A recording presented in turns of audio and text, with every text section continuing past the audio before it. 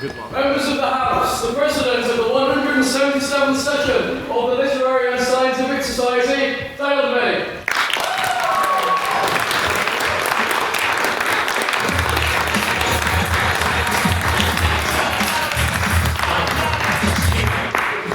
Members of the House, I welcome you to what is the 15th ordinary meeting of the 177th session of the Literary and Scientific Society.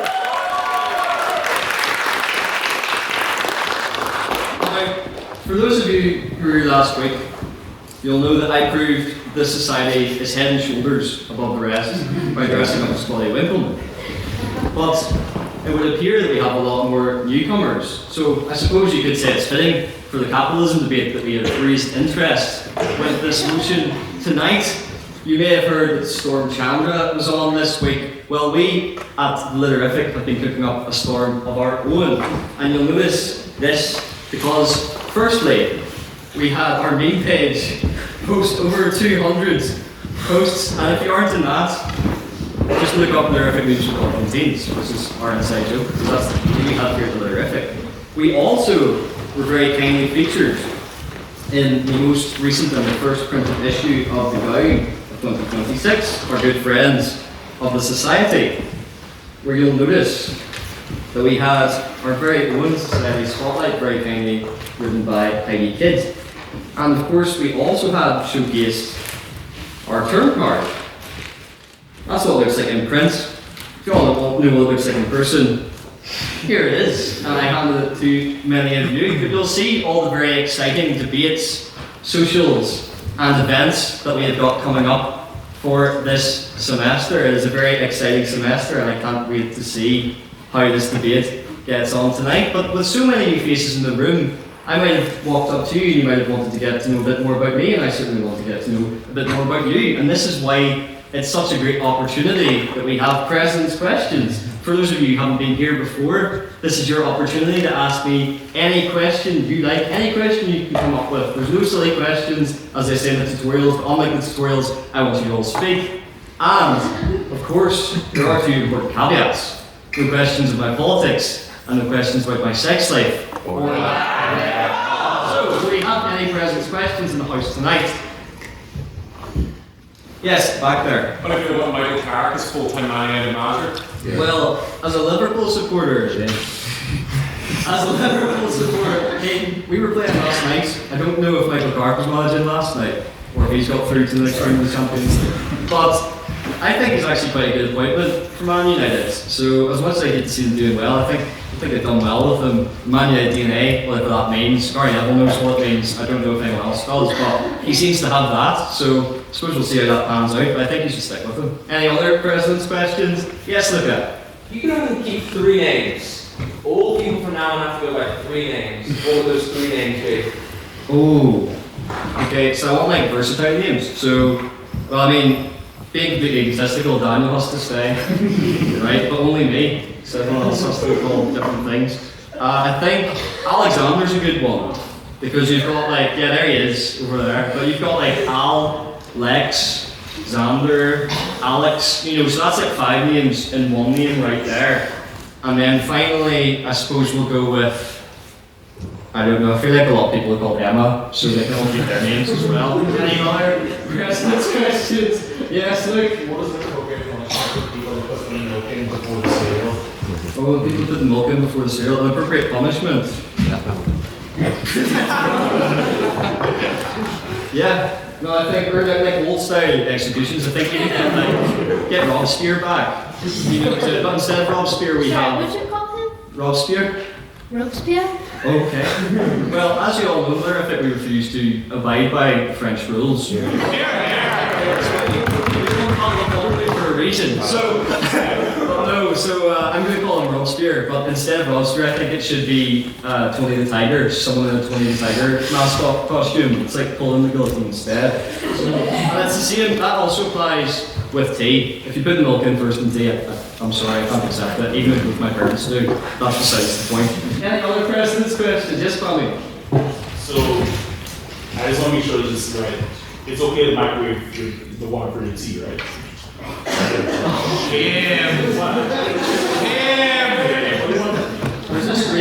question called the kettle. Like it is revolution.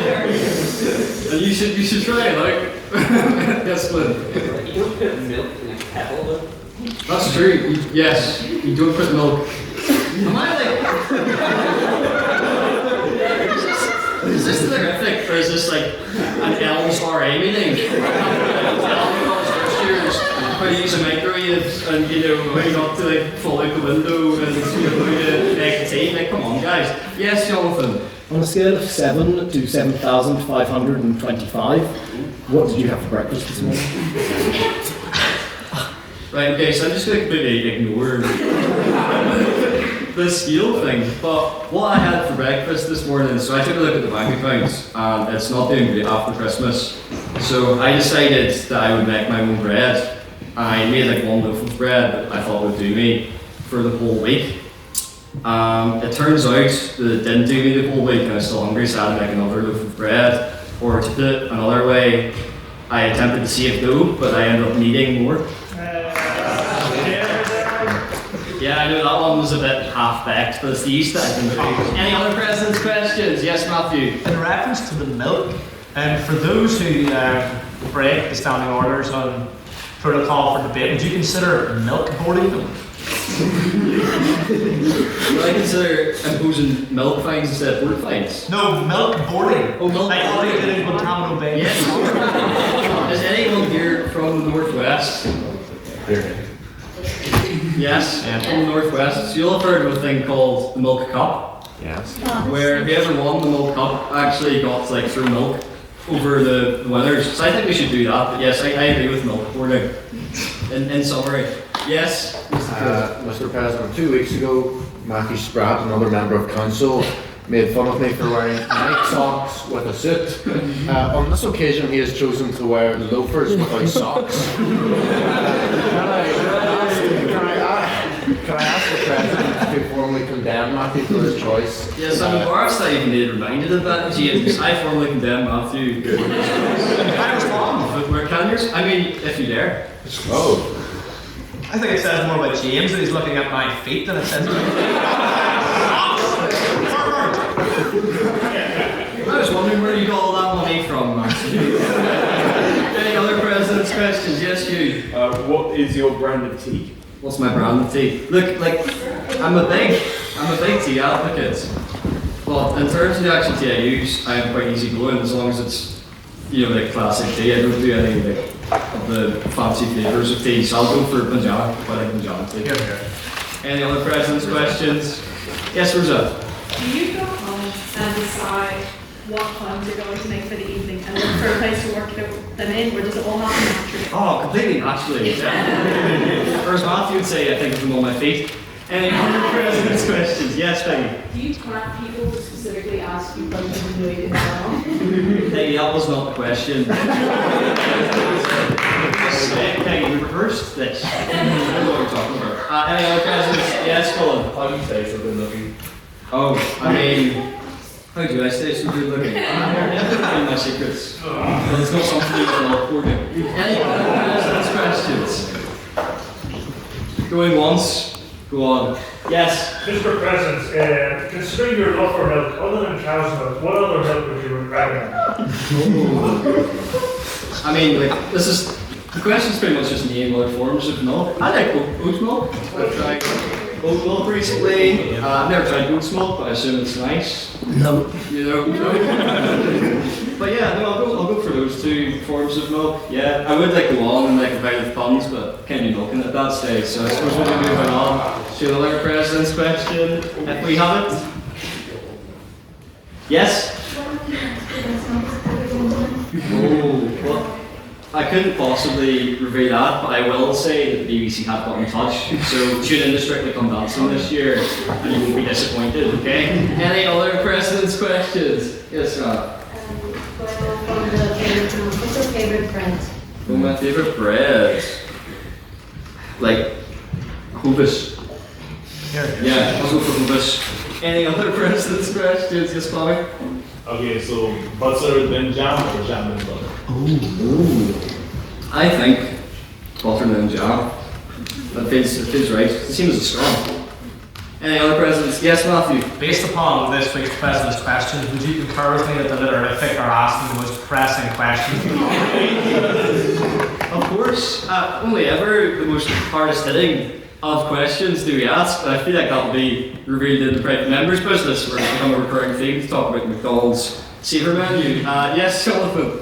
Do you affirm the superiority of Irish butter over French butter? Of course.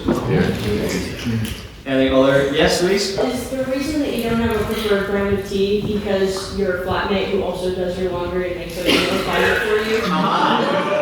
I've got you there, because that's one of the things I actually do in my kitchen. It's make the tea and the dishes, so there we go. Yes. Was that President's question? Didn't think so. Scone or scone? Scone. Here. And that, yeah, that's a scone. Simple as that, because we're not in Wimbledon, we're in Mordani Hall. Yes, Matthew. Can you elaborate on what you mean by your kitchen? Our kitchen. Communist. President's questions. I suppose it's my kitchen when it's convenient for me to make tea and, do other things in the kitchen, but it's our kitchen when it comes to the dishes or when I'm hungry for dinner. Yes, As evidenced by the fat plaster on my face, I tried to shave today, unsuccessfully. What is your shaving method? I need some tips. my shaving methods. Use Gillette's, be careful, the warm water on the face, bit of aftershave is always quite nice as well. I honestly thought you were just dressed as Ed Norton from Fight Club. Alternatively, Brad Pitt from Fight Club. Any other President's questions? Yes, go ahead. Mr. President, what else do you think in your kitchen? Apart from like math. The bins. I do the bins. I do. That's the only thing I've been taking out recently is the bins. People often ask me to describe living with my flatmates in 3 words, and I say 3 words isn't enough. It has to be 7 words, and those 7 words are Tango, Oscar, Roger, Tango, Uniform, Roger, Echo are the 7 words. Now, if you know the new alphabet, you'll understand what I'm getting at there. Any other President's questions? Yes, Matthew. Does Bethany or Chloe or Rachel assist with your shaving? Funnily enough, and this will sound dodgy, but it's 100% true. Me, Rachel, and Chloe were in the bathroom at the same time. And I'll let Ed elaborate on that later. I'll just leave it there. Yes, Flynn. As a I do not appreciate your use of Roger for the letter R in the new alphabet. Okay, Romeo then. I do apologise. Any other President's questions? Yes, Lewis. Subject of the Dawn paper being released this week. What was the most newsworthy thing you have done this week? I ate spinach. Yeah, thank you very much. What would you guys say is the most newsworthy thing I've done this week? I had brunch with Colin. That's great. I cleaned the mold from the bathroom. Will you kill a spider? And I killed the spider. That's very masculine, well done. Exactly, there you go. See, it's not just a pretty face. Any other President's questions? Yes, Colin. In lieu of further debate, what would it take for you to dress up Keir Starmer? What would it take for you to dress up? Well, the Labour debate is coming up. And I could try to do like a Keir Starmer impression. Yeah. So you probably don't want me to dress up as Keir Starmer, but I think it's very much like Josh Willicombe. But if he just stuttered a bit more. Yes, Ray. I think you don't want to go like this, but I'm a bachelor of Keir Starmer impression between 2 years Barack Obama. Oh yeah. Like, oh, Americans. Michelle. There you go. There's my Obama impression for you. Any other President's questions? Yes, Colin. How long until it's just a good stand-up? Oh, it already is, my friend. You want to know this now? Any other President's questions? Yes, Mr. Spratt. If you could launch a literary invasion of any other debating society in the world, which one would it be and why? Oh, I see he's perked up because he's my general in command. Yes, guys, we're taking over the old edge. Somebody needs to set him right. After that, we're going to invade France. Simple as that. Yes, George. I have one question, but I won't ask it because it may be considered controversial. So I'm just going to ask you, what's your favourite season? What's my favourite season? Cooking, so I'm going to say salty. No, it's winter. Any other presents questions? Yes? Is there anyone you would spare from the LNH though if you decide to invade? Anyone I would spare? Oh, well, of course, Stefan. And Pullman just for Ray as well. Those are the two that I would spare. I just wanted to know. Yes. Do you find it concerning that your vice president is insinuating that everybody in the LNH will be massacred? You know what, after how she handles the port fines, I'm not surprised at this point. Jonathan, any other president's questions? Going once? Going twice? Okay, so this brings us on to private members' business. So this is your chance as members of the House, and you're all members of the House tonight, to ask any private members' business. This is things that you've seen in the news, things of interest to you, things that have happened recently that you'd like to hear other people's opinions on. So, do I have any private members' business? Yes, Mr. Secretary. Thank you, Mr. President. Would the entire House like to look upwards towards the camera so I can get a really cool photograph? Well, there you go. Everybody say, Thank you. Good stuff. Any other private members' business? Yes, George.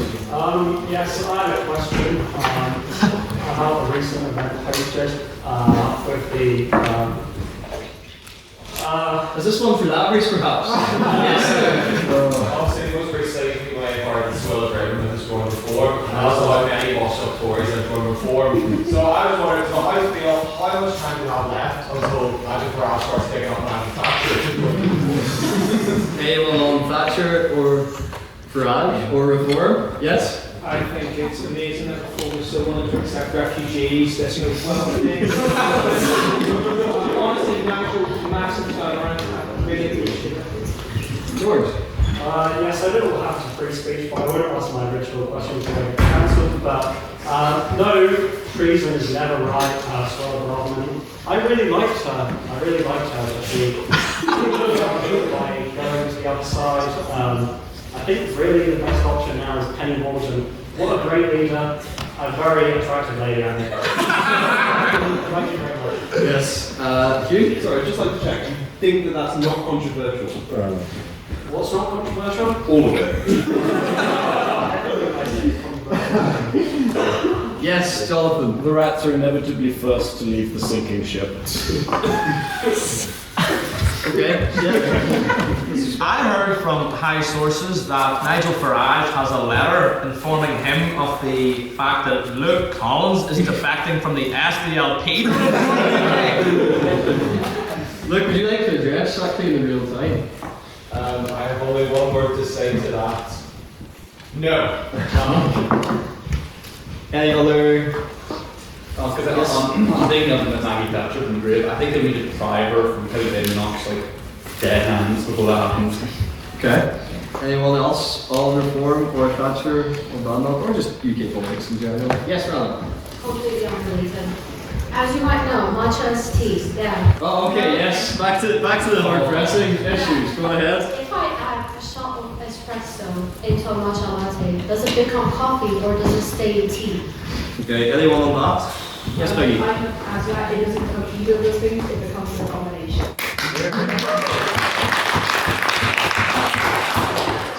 I'm asked to sound shut straight up after that comment, so go ahead. In Malaysian culture, we have a drink called jam, which is a mix of both coffee and tea, and it's delicious. And how dare you, as a person who's just like Malaysian, the jam is not good. Jam is the best. So it becomes a new thing. It becomes something better than the sunrise part. Okay. Thank you. Yes, Maeve? But similar to that, chai is often made into a dash chai by adding a shot of espresso, but some places also consider chai as a tea. So how is that not the combination, but then matcha plus coffee would be? Anyone else on this very important philosophical debate? Yes, Colin. Why isn't it always about tea? Would you guys prefer coffee instead? Okay, tea or coffee? Anyone? Oh yeah, okay, right. Tell you what, impromptu. Raise your hand if you prefer tea. And raise your hand if you prefer coffee. I mean, the house seems to be split on this one. I can't lie.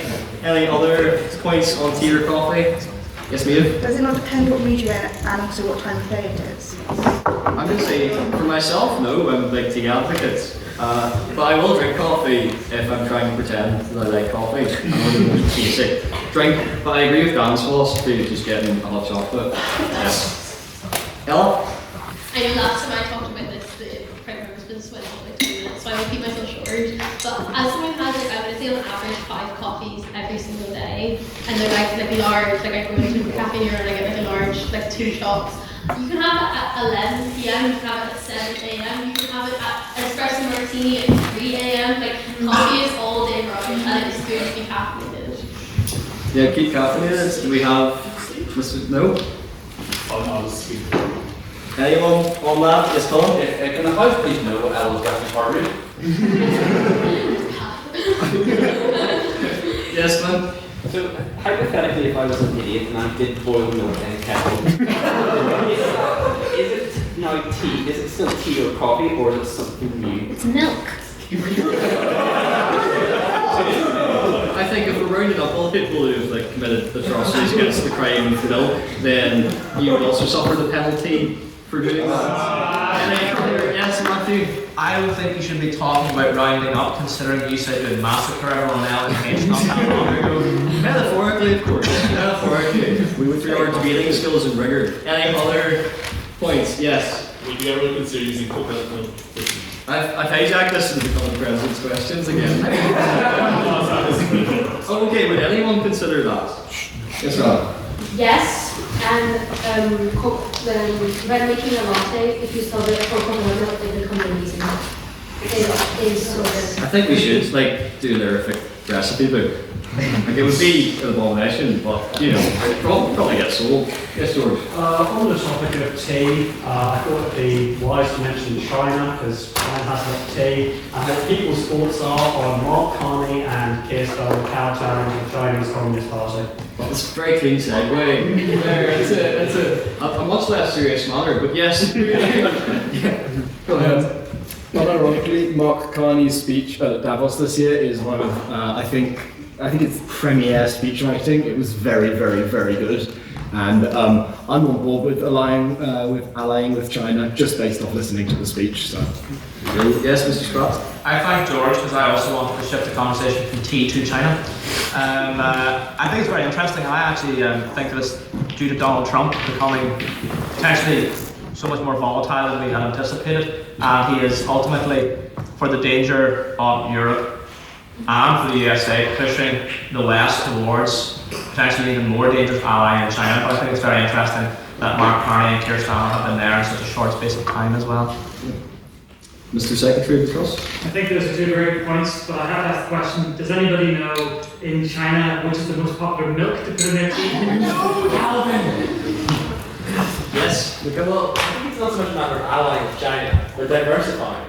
I mean, I think Mark Carney said about smaller power blocks. See, these kind of medium-sized powers need to have more options. And that means you're making the US more worried if it could go to China. That might mean you need to count both ways. Here. Interesting. Yes? Unlike the US, China hasn't threatened big Greenland within the past month, so maybe not as bad an idea as first. But it has threatened to invade Taiwan, of course. So we should be very careful about allying with intrinsic enemies of the West. Yes? I guess we are at a very Chinese time in our lives. Right? Yeah, I think it's just interesting that the visit happened and the same day China executed 11 people, which is kind of being swept under the rug. Interesting. Elliot, do you have a point? No. Okay. I think also it's interesting, I think if you see leftists on the internet, they're becoming quite pro-Russian and pro-Chinese and believing they're not pro-American, but I think it's interesting that we're kind of losing nuance and kind of like picking which superpower we prefer, and it's like, guys, like they're all pretty awful. Like if you look at the Uyghur Muslims in China, like that's a genocide, like, and nobody's looking at it. Like it's horrible, and then we're trying to go like I know, like don't get me wrong, I know that I'm a very Chinese Taiwan. I think that's funny, but at the same time, do you think while the right is doing God knows what, the left is using a bit of nuance when talking about superpowers? Thank you. Yes, Luke? Well, I think Mark Carney, who is incredibly intelligent, I don't know where it leaves Keir. Keir's never been a very let's say, well-liked politician. The only thing that I could say I gave him credit for was his ability to sort of be the Timon to Donald Trump's Pumbaa in a way. Sort of keeping him in check and, kumbaya and all that. But I suppose, I'm not going to sit here and say, glory to Chairman Keir and the revolution, but I'm also not going to say that it's a bad thing. Ultimately, we need to move away from what is becoming an incredibly dangerous power in the United States. I don't believe that a strong Europe could survive in the wake of what the United States plans to do or tries to do with its sort of imposition of its own power. Thank you.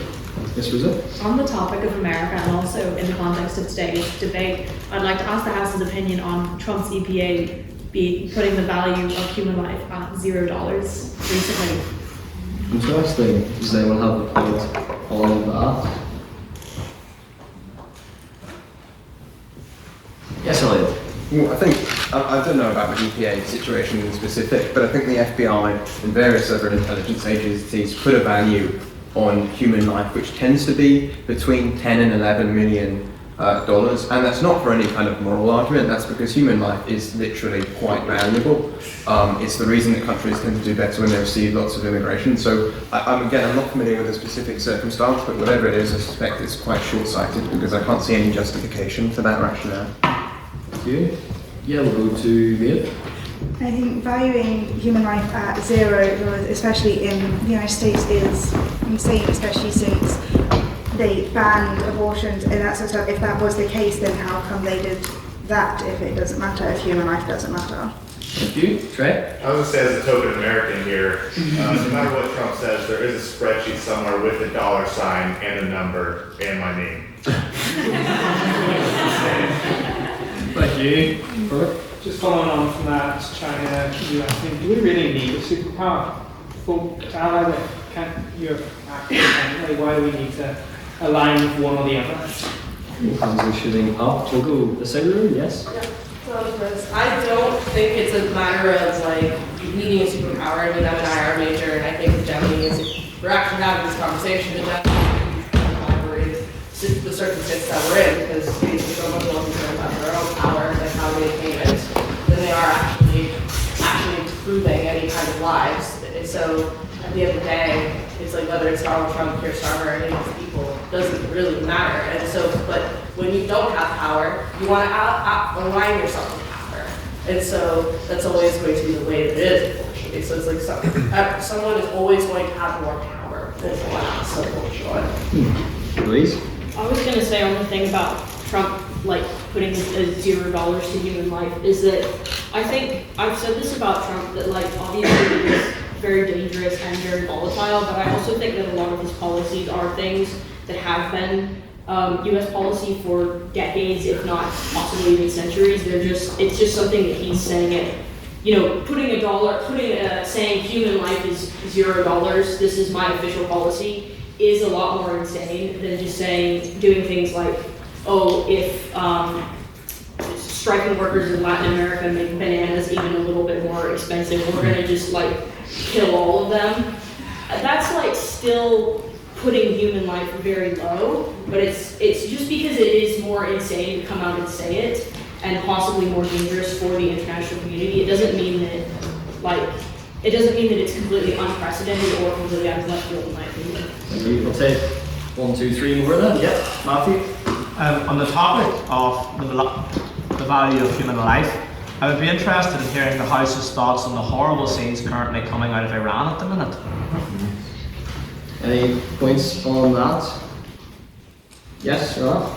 As someone from the border of Iran, and I'm also helped Tourish 5 times there, it is horrible, absolutely. You don't even know, I've heard numbers in 30,000s, insane amount of massacre.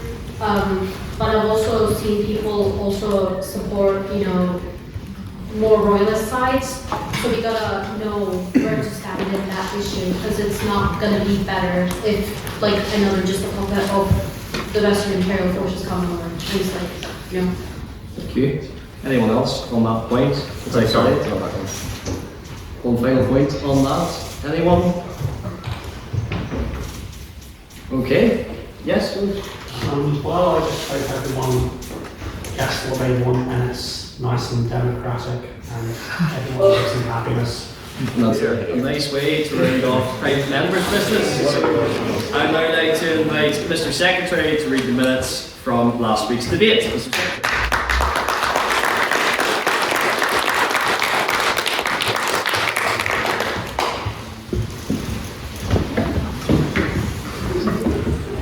On January 22nd, 2026, the Queen's University Belfast Literary and Scientific Society convened for the 14th ordinary meeting of the 177th session to debate the motion, "This House would rather be a traitor than a faithful."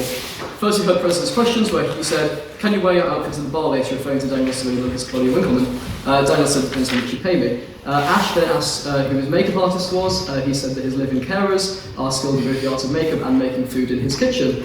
Matthew's Rat then said, "Will you have a girlfriend by the end of the night?" And Daniel reminded us that Matthew's friend group are called the Likely Lads, referring to them by their full name. The likely to never get a girlfriend lads. Rea Thien then said, "Do you think you'll give people nightmares tonight?" To which Daniel replied that would imply that I don't already give people nightmares. Private members' business was next, where we heard from Matthew Spratt, who asked for thoughts on the World Economic Forum. Elliot said that Trump's speech was awful, as insulting the Fed chair from the world markets. Hugh described all allies as vipers, that's kind of half the course with Hugh. And Matthew Spratt said the sunglasses of Macron may have been from Bridget's punching him. And then there's a whole thing on tiramisu and orange juice. Can we have any more of that, please? Ash said, "Is matcha tiramisu, coffee, or tea?" Beth said it could be both. Flynn Nugent said it is neither, it is matcha tiramisu. And Mark said it is matcha, not grass, though. Then Maeve asked the House's opinion on social media ban. Hugh said he looks forward to the day he doesn't have to hear the opinion of those younger than him. Spratt said as a 15-year-old he had great fun cooking politically senile people on Twitter. Rosa said, "Would you need to verify all of this with ID?" Flynn Nugent said someone will do in Australia on it. I didn't really get that one. And Ella said the idea is that once legislation is in, it's up to the companies to enforce it. Next we'll have a vote on prior opinion, where we had 14 votes to the proposition, 13 votes to the opposition, and 11 abstentions, meaning that the proposition carried and the motion passed. First on opposition, we heard from Leon. Leon began by talking about Othello. This theme continued for much of the speech, interceded by reminders that racism and sexism is wrong, and the occasional bit of shade thrown at me by Matthew Spratt, who accused me of being a posh twat, which of course is untrue. We then did a very literary thing of jumping from Shakespeare to Hitler via Darth Vader in Star Wars to say that he looked cool in his secret boss outfit, not my words. A poll of the room was then taken, where it was revealed that one member likes Hitler, and strangely enough, the rest are against him. Leon then started speaking German, not wanting to be disbanded again by the SU. I stopped taking minutes. First on opposition, we heard from Tom, who said, "I've never seen traitors, but fortunately he is a paid member of the Conservative Party, which, unlike Hitler, we're all fans of." We then continued into a long list of very base religious points, which unfortunately I failed to keep track of, before moving on to Darth Vader, and surprisingly instead of Hitler we heard that Macbeth.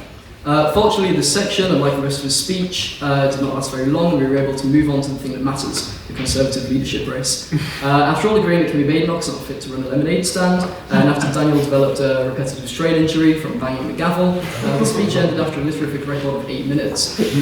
Second on proposition, we heard from Lyra, who said, "Game shows usually tell you what they are. Pointless is pointless, and the chase involves being chased. One thing I would note, though, is that if you applied this logic to the Literary and Scientific Society, you'd be left very disappointed." She continued with her love letter of the show by explaining to us all the best action from the previous series. I've never watched Traces, so I don't really understand any of it. She went on to say that Napoleon would be an excellent contestant on the game show, and this is certainly true. But that is unless Admiral Horatio Nelson happened to be on the other side, repeating a glorious victory in 1805 at the Battle of Trafalgar. Lyra then concluded by saying that the Trace is the best team and should always win. Second on opposition, we heard from Beth, who began by inviting us to imagine her as a middle-aged man in a loveless relationship where your wife divorces you. No more than your little wife, she said. She then detailed the whole imaginary miserable life before ending with an agonising loveless death, absent of your children who can't bear to look at you. pretty light stuff. Betrayal, she argued, was not the way to go. It will only lead you to misery and despair, which is much the way I felt after listening to Beth's story. When asked about the Haitian Revolution and if it was considered betrayal, Beth said no, as the French were never on their side. The Haitians themselves stood against apartheid and, of course, against Elliot's family. Elliot is a white South African and a Tory.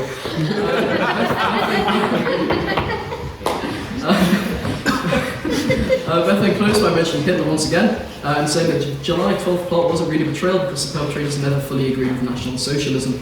Third on the proposition was Luke Teggart. Luke began by laying out the game and decided that it was better to be a traitor than a faithful. Faithfuls don't lose because they're bad faithfuls, he said.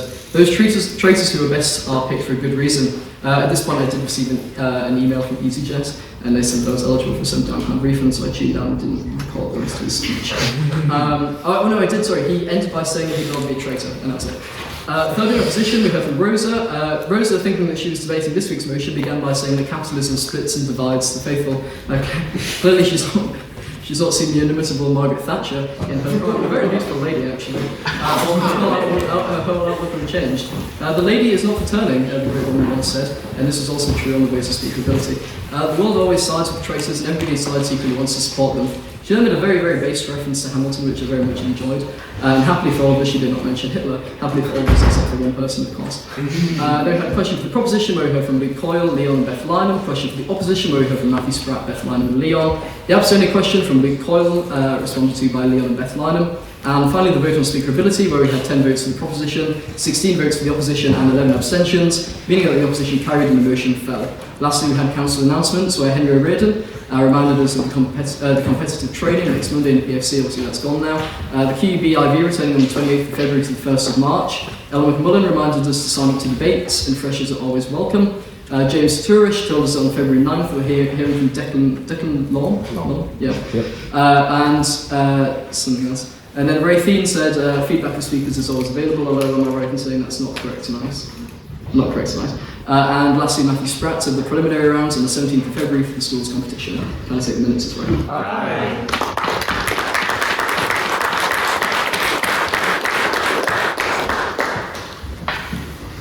Thank you very much, Mr. Secretary, for those minutes.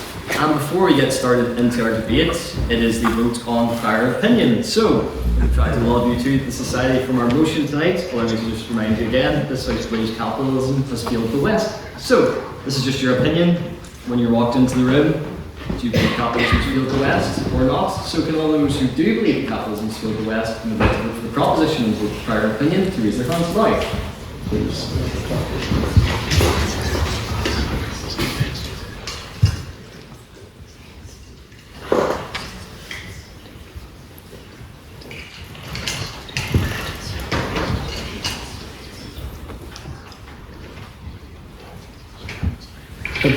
Yes, and have all those who do not think that capitalism has failed the West would like to vote for the opposition raise their hands now, please.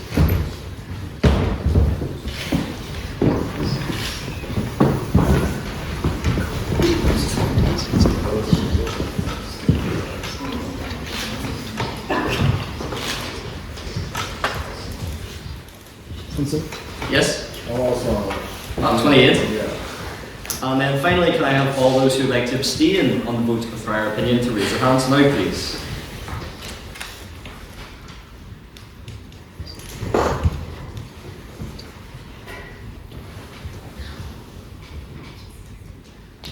Yes.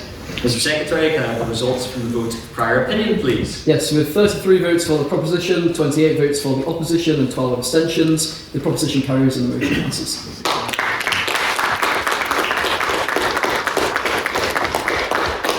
Before we get started, I'd like to run through the rules of the debate. Although looking at this side of the table, it feels more like a Most and Family Fortunes debate, to be perfectly honest. But yes, the rules of the debate. So, speakers will take it in turns to deliver 7-minute speeches. The first minute and the last minute of their speech is protected time, which means for those 5 minutes in between, they have unprotected time. Unprotected and protected time are signified by our bell, Mr. Secretary. Thank you. During those 5 minutes, they'll be open to points of information from members of the House and their adversaries on the other side of the table. To ask a point of information, please raise your hand and say loudly on that point, POA or point of information. It is then to the speaker's discretion as to whether they accept your POA or decline it. I ask that you keep your POAs to a maximum of 15 seconds and that you leave 15 seconds between the offering of a POA during their speech. We also have a rule on swearing, as Madam Vice President is speaking tonight. Yes, don't swear. If you do it, I'll get mad and I might find you somewhere in the alley. But anyways, Don't swear. If you do swear, leave with a house bottle of port. That goes for the audience as well. Elliot's done it before. I took a bottle of port from him. Pay it timely so I don't have to find you. Thanks. And of course, that also applies to Madam Vice President tonight. Yeah, I'm feeling a bit antsy tonight as well. So steady on.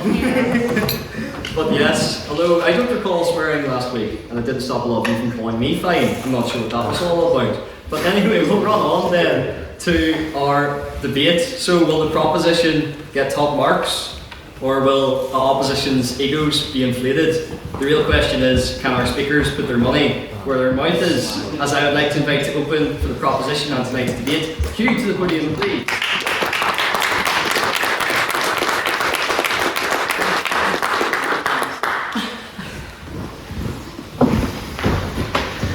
Friends, colleagues, Elliot. Capitalism is a very efficient socio-economic system which has successfully worked for the West for hundreds of years. It came with three simple promises: growth, stability, and opportunity. And we know this in the face of the unwritten contract between our system and ourselves. Exist within, work for the system, and it will deliver for you. The question is not whether capitalism works, but when and why it fails, because fundamentally, it has. Those three promises, they failed.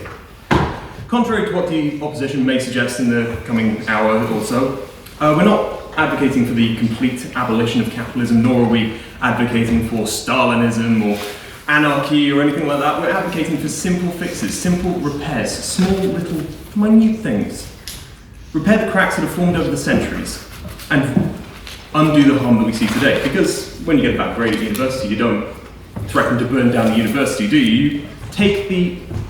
You take the feedback on the chin and you improve. So let's start off with how it's succeeded. We've seen since 1944 with Bretton Woods, we've seen the establishment of the IMF and World Bank, which has led to the stability of the West during the Cold War, if you ignore all the Truman Doctrine wars. We currently provide enough food and clean water to feed everyone on the planet and give clean water to everyone on the planet, except for, all the people who are starving or dying of unclean water. According to World Bank, extreme poverty has dramatically declined in Europe and North America since the 70s, but at the same time, extreme poverty has increased in sub-Saharan Africa and Central Asia. But, that's with the West. We're succeeding right now. But there is still harm that's going on today. Wealth disparity today in this country is larger than it was prior to the French Revolution in France. Just 0.001% of the planet holds more wealth than the bottom 50%. King's College London is actively warning of a wealth disparity in this country so large that it is risking societal collapse in the next decade. And 1 in 5 children in this country are going without a meal once a day because they genuinely do not have the money for it. Economics has led to this greatest suffering in this modern era. We've seen austerity result in 300,000 excess deaths. Doge, 600,000 excess deaths. We've seen how predatory pricing... No, I've not got time. We've seen how predatory pricing has led to companies being so powerful that there is literally no competition. And I know what Elliot's about to say. He's about to say that they have a better product. But here's the thing, there are very many examples of better products which have just been consumed by the larger original one. For example, Instagram, in 2012, it had a hostile takeover, which the European Commission has called one of the greatest failures of antitrust in history. And now TikTok, that's just been acquired by the Ellisons and Oracle. That's a better product. Why isn't it allowed to thrive on its own? And we've seen democratic backslide constantly from the modern system of capitalism that we employ. We've seen Elon Musk effectively buy an election and then buy a position in cabinet. We've seen Brexit largely funded by foreign billionaires and then the wealth being funneled into mass propaganda to gaslight the electorate into voting for Shanghai upon Thames, as Jacob Rees-Mogg likes to call it. Capitalism has, in effect, ended the issue of scarcity, but worsened the crisis of opportunity. That is what we have lost here. And where have we gone wrong? Capitalism is designed to protect and maintain itself. After all, that is its primary purpose. But ultimately, the flow of capitalism is a priority for all those with power within capitalism. I've not got time, sorry. This includes governments. For example, ever wonder why tobacco is still legal, despite the fact that we know it is more harmful than most drugs that are currently on the market? Why are we so reliant on fossil fuels, despite the fact that renewables are perfectly serviceable and have been since the 70s? Instead, responsibility and consequences are passed on to us, the consumer, and we are expected to act in the best interest of ourselves, but we do not have that power. I mean, it is fair, we have the ability to choose for ourselves, but companies do start using propaganda to gaslight the consumer. For example, Listerine used to be floor wash. Or Snapchat. Snapchat lies about deleting your photos. Sorry to everyone who just found that out. And we can't trust our governments to protect us from predatory practices now, but can we trust them to punish harmful practices? Well, open lobbying actively goes on and there's no punishment for it. There's open insider trading going on within our systems of government and there's no punishment for it. We've seen how Citizens United, the FEC, the ruling in 2011, we've seen how that has allowed for companies to effectively buy politicians for themselves. Is that why the US has not clamped down on oil companies' safety regulations since Deepwater Horizon? Is that why climate change denial has gone from a conspiracy theory that you see on Reddit message boards to the official policy position of the White House? There's a reason why the US committed only to temporary and non-binding agreements and resolutions is because they wanted the option to back out if the money stayed good. And what of stability? According to a paper from Oxford, in the West, widespread discontent and alienation has occurred, and it has become an important political force. Discontent over the negative effects of the structural change that prioritised capitalism. The observation of extraordinary growth of wealth among the executives and the financial sector that has just not trickled down. Or the retrenchment of public services and public investment, and a focus on efficiency ordained by executives and not by any semblance of welfare. And now we see this widespread political force, discontent at the political and economic systems, and that is how things like Brexit happened. That is how things like Trump happened. That is how we are now seeing NATO being eroded. We are no longer in an era of stability, but an era of antagonism. That is what we are instead. The original German word capitalismus, which was very regularly used in Marx, not that I would recommend it, infers a symbiosis of wealth and power, including the elimination of competition above all else, rather than just merely being another term for a market economy. And this we have seen. Capitalism has cannibalized, in fact.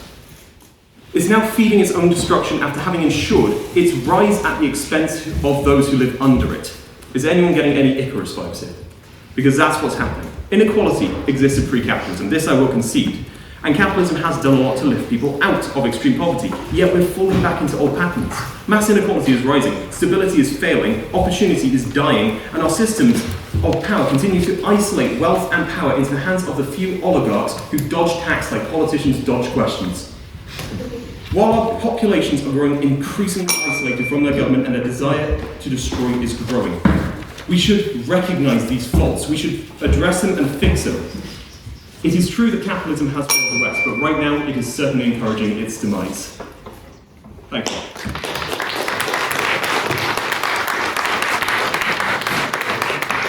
Thank you, Hugh, for that very fine speech. And now to open the case for the opposition, I would like to invite Ollie to the podium, please.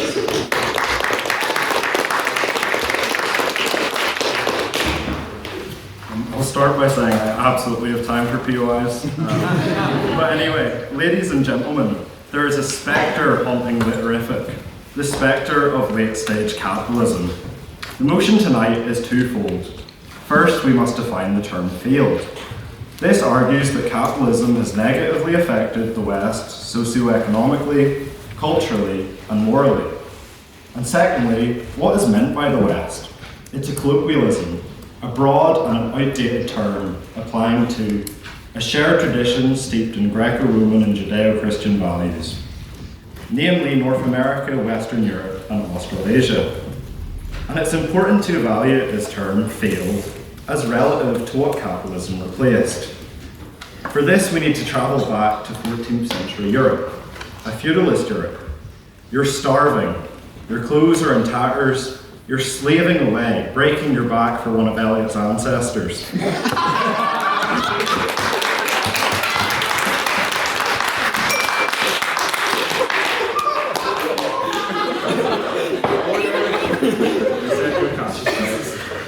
You can't marry, you can't leave, and if the Baron's having a bad day, he can legally kill you for funsies. Your only reward for this hard knock life being a false protection, some small plot of land and a dirt hut.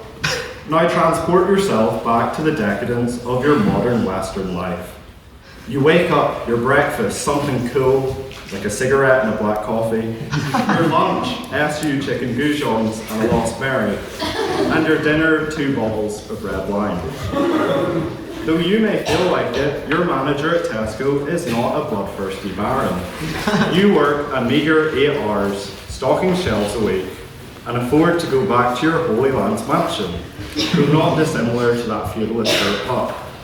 You have this lifestyle, this freedom, and this luxury because of capitalism.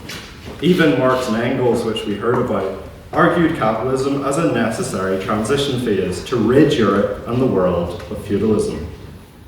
Capitalism has since provided the West with mass literacy, industrialization, urbanization, and actual representative democracy. While we hear that inequality, cost of living, and housing crisis have arisen across the West, this can't be attributed to an economic framework, but an issue of regulation and policy. Misgovernance is most definitely not an exclusive to capitalism, unless we slept through the whole 20th century. And the quality of life by almost every measurable metric has increased under capitalism. The West has higher life expectancy and lower infant mortality, no economic decline, no social decline, and that is certainly no failure. The proposition tonight cannot seriously say that capitalism has failed the West. Is it flawed? Yes, but it has delivered us from a socially immobile and cruel caste system. The truth is that even the pioneers of modern socialism, the fiercest critics of capitalism, Marx to Lenin, Lenin to Mao, all accepted a free market capitalist was fundamental to the growth and rebuilding of their respective time frames. Go ahead. What about the millions of people all across the world who suffer as a result of capitalism and outsourcing our labour to places that are poorer than ours? I will 100% get to that, but that's not happening in the West, it's happening in the global South. If the motion was this field, the global South, I might agree with you, but I'll get to. And again, looking past the proposition's decadent Western eyepiece, which we just heard, to what are the true victims of Western capitalism, the global South. The quality of life in the global South is considerably worse than that of the West. There is limited access to education, healthcare, there's a fragile infrastructure, and poverty that's far more widespread and deep-rooted than in the West. But this is no fault of their own, but of colonial extraction forcibly integrating the global South into our capitalism. The West, however, deny the global South from industrialization, sovereignty, and capital accumulation. In the global South, we do not see capitalism as acting equally. We see nations locked out of the same free market capitalism that has allowed us in the West to flourish. Where these nations engage in true free market capitalism, such as in Vietnam and South Korea, there's a dramatic decrease in the success of that point. Go ahead. Vietnam's communist country. Actually, since transition to a free market economy, we're engaging with the US. Just because something's socialist in name doesn't mean it's socialist in nature. And as I was saying, the success of the West only comes from the horrors of the capitalist imperialism and the wealth that we extract and have extracted in the past from the global South. And for the proposition to say that it is a failure for the West, they spit in the face of every nation and people that we have trampled and pillaged on the road to our own opulence. On that point, clearly, as you'd explained, that it is failure to the global South, but the fact that 21% of the UK population, which is in the West, is living in dangerous levels of poverty, would indicate that capitalism is failing the West as well. But as I said, it's more an issue of regulation. You see in a true free market capitalist society without the likes of the wealth disparity that we see. And then also relatively, is what I'm speaking, relative to these countries, they have far more widespread poverty, which is in essence in the West's fault for extracting wealth from those nations. But capitalism is far from perfect, but ultimately it has outperformed any alternatively centrally planned framework before it by all measurable quality of life. It has provided a golden age for the West. It puts a variety of food on our table, allows us access to medication to survive, and without it we wouldn't have the freedom nor the luxury to be engaging in the open and free discussions this society allows. So I conclude, literific indeed is capitalist by nature, and how can that be a failure?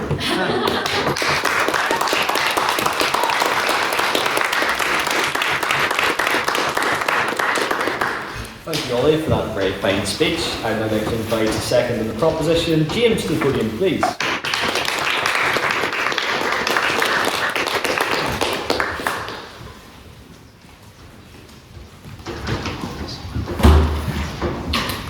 Gurmagus, Anakduran Daniel August Akarja. A leftist, a feminist, a Labour aligned but purportedly Lib Dem voter and a partisan activist, at least some of the time, walk into a debate chamber. No, this is not the start of a very bad joke. It is the physical representation of those who recognise the ills of an unbridled, market-driven system that puts profit over purpose, margins over meaning. My friends, this debate has largely focused on economics, which of course makes sense for a debate on capitalism, doesn't it? I mean, firstly, from the perspective of us on the proposition, we must acknowledge and accept that this debate is not about whether or not capitalism can generate wealth. Plainly, of course, it can. But what lies before us is a moral dilemma much greater than just encompassing the economic sphere. Has capitalism served the moral purpose of society in the West? Philosophical it may be, but that's what happens when you listen to Lecoy's speeches nearly every week. Has capitalism really done what it should? This debate stretches far beyond the economic realm, and so does the failures of capitalism. Indeed, we have heard that capitalism may fail the global south, but we in the West are doing so well. Look at our Holy Land's mansions and our lifestyles and everything we have. But I say this to you all today.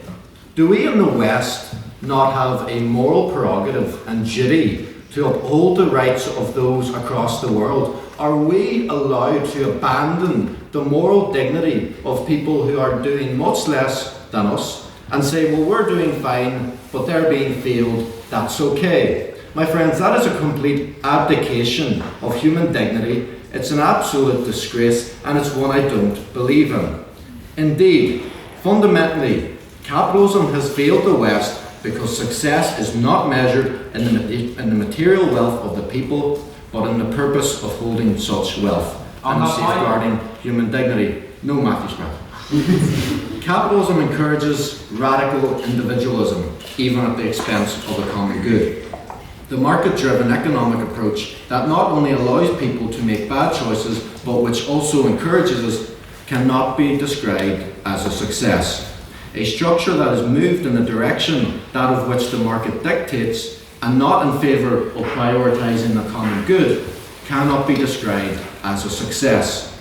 Capitalism is not to be condemned for generating wealth, but for enthroning appetite over reason. Yes, this economic theory does not exist to serve the people's needs. It exists to serve the people's wants. And controversially, I may say, people do not always act in their best interests. But in the West, can we really expect them to?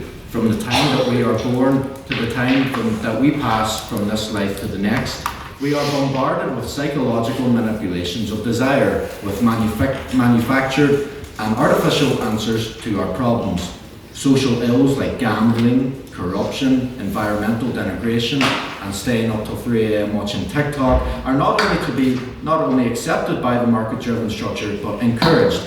Now, I should be clear. Am I necessarily advocating for a nanny state system that infringes on free will? Of course not. But we must recognise that the exercise of free will should ideally look like. And that is, that true freedom is not about having the ability to do whatever we want, but it is about being emancipated from the influences that constrain our reason and intrinsic desire to do what is good. Can we really consider oneself free if their faculty for reason is hindered by a social and economic influence that imposes its might on individual consumers as capitalism does? I'll accept. Who decides who is right? you to consume, if not for yourself? Good question. I think people have a moral duty to follow their conscience. They're not always right in doing so. But what the capitalist system does, in effect, is takes people's desires that are often wrong and completely runs with it. I think that's a system that fundamentally favours and rewards things that are negative, and that's why I'm against it. For what does it profit a man if he gains the whole world but loses his own soul? It is written in the Gospel of Mark. Blaise Pascal famously observed that all of humanity's problems stem from man's inability to sit quietly in a room alone. My friends, that was written 400 years before YouTube Reels. Capitalism has turned this weakness into an economic strategy. Instead of teaching restraint, reflection, or contentment, it keeps us perpetually distracted, buying, scrolling, upgrading, so that silence never confronts us with deeper questions of meaning and purpose. Consumer culture exploits our discomfort with stillness by offering endless stimulation as a substitute for fulfillment. In doing so, capitalism does not merely respond to human restlessness, it institutionalizes it. On that point? No thanks. A society unable to sit quietly is easily manipulated, endlessly dissatisfied, and permanently dependent on consumption to avoid confronting the emptiness it has been trained to fear. Capitalism has not failed because it produces wealth. Capitalism has failed because it has distorted what wealth is for. When profit becomes the measure of success, human dignity is reduced to productivity, and freedom is mistaken for endless choice. Communities fracture, meaning is replaced by consumption, and the vulnerable are treated as expendable. A society cannot flourish if its economic system rewards greed over virtue and appetite over wisdom. By moral, philosophical, and human standards, capitalism has failed to serve the common good. Thank you.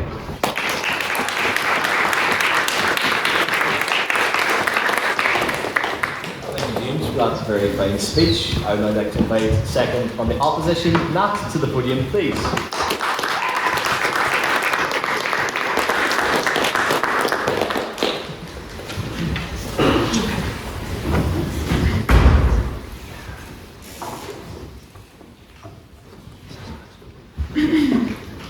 Good evening, ladies and gentlemen. I find this motion fascinating because it asks us to believe that capitalism has failed the West.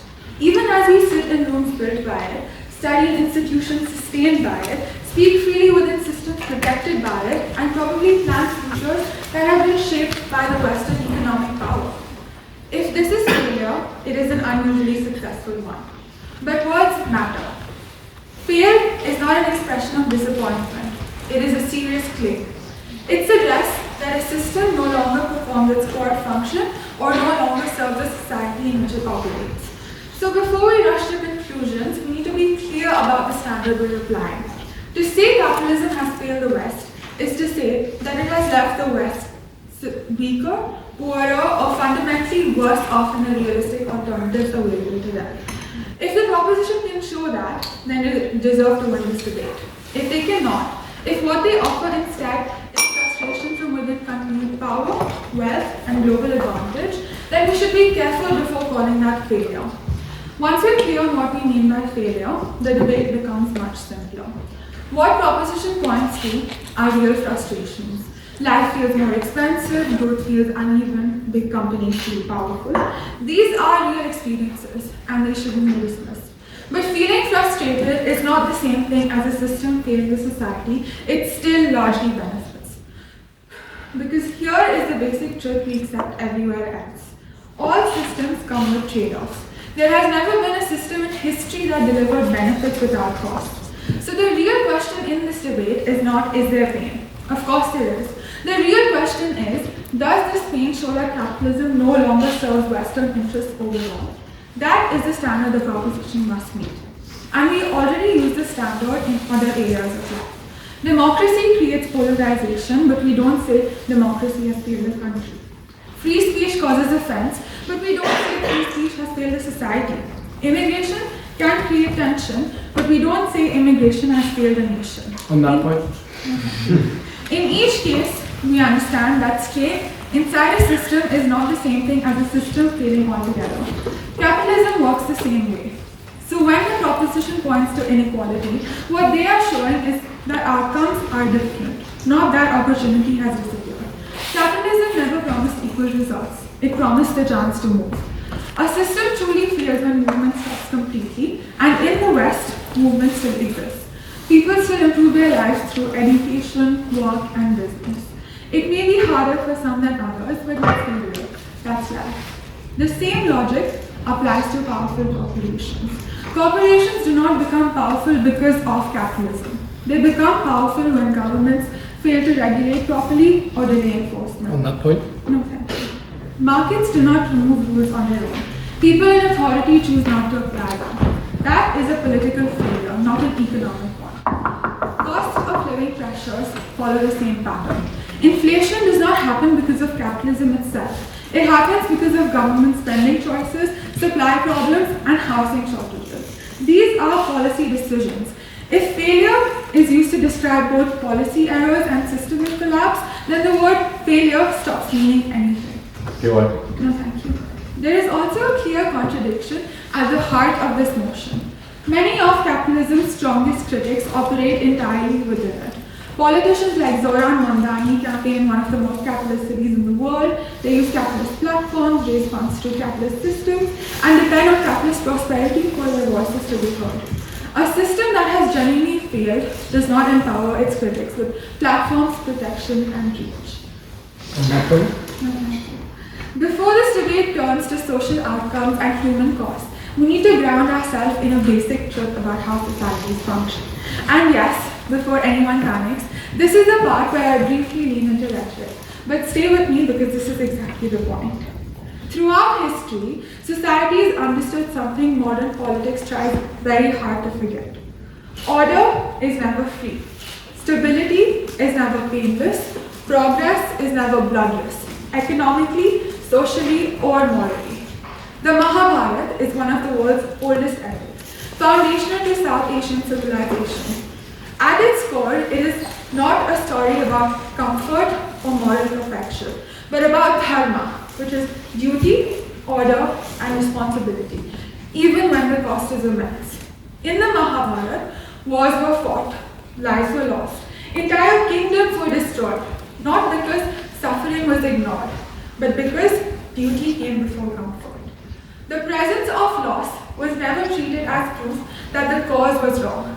Sacrifice did not invalidate the system. It was a price for maintaining order. The same logic applies here. Capitalism was never designed to make everyone equal, safe, or emotionally satisfied. It was designed to generate growth, innovation, and resilience. To create a system where societies adapt rather than stagnate. And it has done exactly that. No, thank you. So what we're seeing in the West today is not a system that has stopped working, but a system whose success made people careless. Hard choices were delayed, trade-offs were avoided, growth was treated as guaranteed. When the consequences appeared, capitalism became the easiest thing to do. When something fails, it stops fulfilling its purpose. When something produces a cost, that cost may be the price of functioning. This motion mistakes cost for collapse, and that mistake decides this debate. If capitalism had truly failed the West would be abandoned. It isn't. That tells us everything we need to know. Ladies and gentlemen, that is why the opposition rejects this motion. Thank you.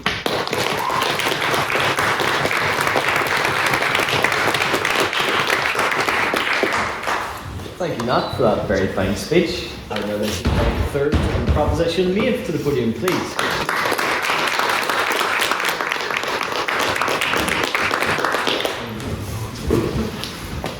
Welcome. Now, I'll admit, I was on the fence about this originally, urging felt that there could be solid arguments for both sides, but while writing this, I feel I was wrong and proposition is on the right side. Obviously, I was going to take that stance, but hey.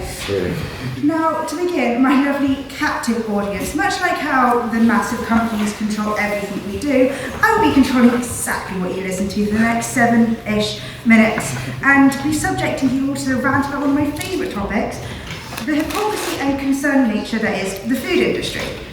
Imagine, you're a farmer, middle of the countryside, 5 kids, another on the way, and you're the sole provider, running the farm. The only help you have? Those kids, apart from the fact that little Fred can't even walk, let alone hold a shovel. Useless, why does he have them? You're struggling to survive. The income of the farm is barely enough. You're barely more than a subsistence farmer. And yet you're told you're going to be paid even less this month because the main buyer doesn't want to pay anymore, or their sales are down, or whatever excuse they give. You can't argue with them. Or, how about this? You're a single working parent of 3 on benefits, barely getting by as grocery prices rise, and before you know it, your hard-earned money buys less and less, and now £3 worth of cornflakes barely last Jimmy a week when they used to last 3. In both these cases, these families, these innocent individuals are getting screwed over by who? The owners of massive food companies who control the pricing and the ingredients put into them. The repercussions that these industries face, ultimately, their profits increasing, which, in my opinion, doesn't make sense. Most of you know I do plan on working in the food industry in the future, but that doesn't mean that I'm not aware of the glaring issues within it, as many of you should be. Due to the capitalist society of the West, all food companies obviously work to achieve the highest profit margins instead of what is best for the consumer. This includes, but not limited to, using ingredients which sources abuse slavery, Nestle, using subpar, cheaper ingredients. Penguin bars technically aren't chocolate anymore, and increasing the price of their products. Literally every single company. Have any of you been shopping recently? I don't know if Daniel has, but now, I understand how conspiracy theorists down with the government and big food, this all sounds a bit, trust me, it's well evidenced, and it is due to the capitalist society. Capitalism within the West has encouraged this, and has had a massive ripple effect across a multitude of sectors. The rising prices mean people have to choose the cheaper, lower quality foods, or even if they're buying the usual ones, which the price hasn't changed, they contain worse quality ingredients so that the companies can still make high profits on them. Now, while store-bought foods can obviously cause issues, the consumption is slightly regulated, mainly by the consumer, but that's its own thing. But in this capitalist society, where all these big companies care about is their profits, means that the high margin profit foods, the cheaply made, sold for twice the production costs, almost addictive foods, are pushed more heavily than others. When did you last see an advertisement about panic strawberries? Now, what about McDonald's? This is because companies can make more money off of selling you McDonald's than they can a pint of strawberries. In a capitalist society, companies only care about profit, and by this, they control our food intake, which can lead to major issues. The issues are massive. In the West, we do have an obesity crisis, which has only risen and is continuing to rise, with a link to capitalism, as no company seems to care about the consumer's well-being, only their wealth. Now, Maeve, how do you know this is capitalism's fault? I hear you scream from the rafters. Take the East, for example. Now, I know, stay with me. This is about the West, but hear me out.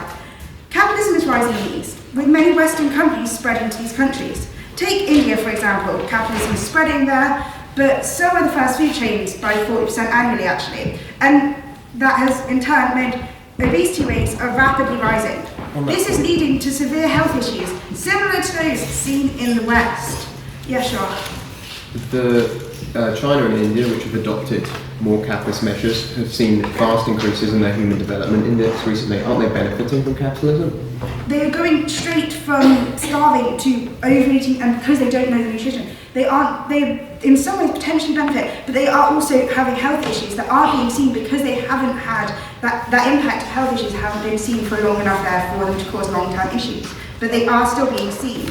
Capitalism is causing mass health issues due to their pursuit of profit and disregard for the consumer's health and their well-being. What about little Tim, whose parents don't know any better because this is all new, but these companies who only care about profits don't care about Tim either. Now, I'm not saying all foods are unhealthy, obviously, everything's healthy in moderation, but when these companies consistently promote these foods, it can be unhealthy. And opposition wants us to sit back and accept that, the West couldn't have been built without capitalism, when capitalism will be the undoing and death of the West. On that point. Literally. I also want to touch upon America a little bit. Spooky topic, especially at the minute, I'm aware. However, health system in America. You know, the one where people cross their fingers and hope and pray that insurance covers their cancer treatment, otherwise you're going to get a Breaking Bad situation. Or people don't have children simply because for people that are insured it can still cost over $3,000. If you don't have insurance, that can go over $37,000.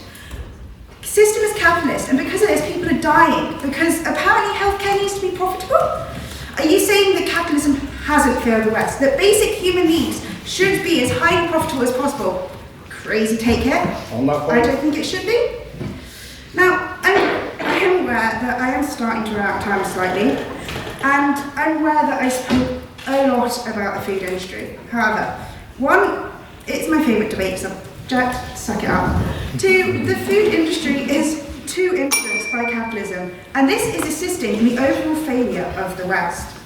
The companies in control of our health, our food, being only interested in money, when traditionally the easiest and cheapest to produce things and highest profits, they aren't good for us. It's ethically and morally questionable, especially when the cheapest options can harm many families throughout the entire production line. From little Fred on the farm, forced to work or else, to little Jimmy, unable to eat his bowl of cornflakes, to little Tim, unknowingly mass-consuming food which might be harming him. Capitalism is failing and has failed the West. To say anything else is simply wrong. Thank you.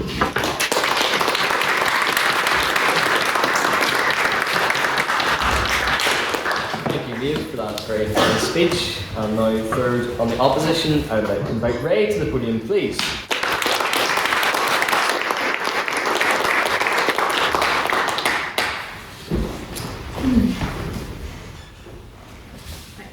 Before I start the meat of my speech, first of all, I am not an economic lady in terms of interest in the subject and in practice. I mean, I was going to spend well over £300 for a cab last Friday night in Dublin before Cormac ripped my phone out of my hand. But I want to draw everyone's attention to some hypocrisy on the proposition then. I think it's funny that they argue for the motion while reaping the rewards of it. Be that going to a gentleman's club in Paris, twinned with the East India Club in London, I blame Baker. which yes does still exist, and it is not all it's cracked up to be honest. It's just a bunch of old dudes in towels. Or going, yes sir, may I please have some more? But this is not an Oliver Twist scenario, Ella. This is not an Oliver Twist scenario. Hoping for another serving of gruel, but a man receiving his ASCOT membership. Yes, an ASCOT membership. On that point? No, thank you. Now, for anyone, these scenarios may be kind of embarrassing, but at least on the opposition, you are given the chance to experience them. On that point? No, the opportunity to earn the capital in order to attend these events. That is what capitalism is, the choice, the freedom. Yes, it comes with issues, as every economic system does, but again, it's not the choice of the individual carrying more weight. The answer is yes, don't argue with me. On that point? Nah. Now, I'm kind of surprised Prop hasn't brought it up yet, but you were probably, I wrote it down, you were probably going to talk about the stock market crash of 2008. Which devastated the economies in multiple countries due to the housing bubble bursting, specifically relating to mortgages. On that point? No, oh my God.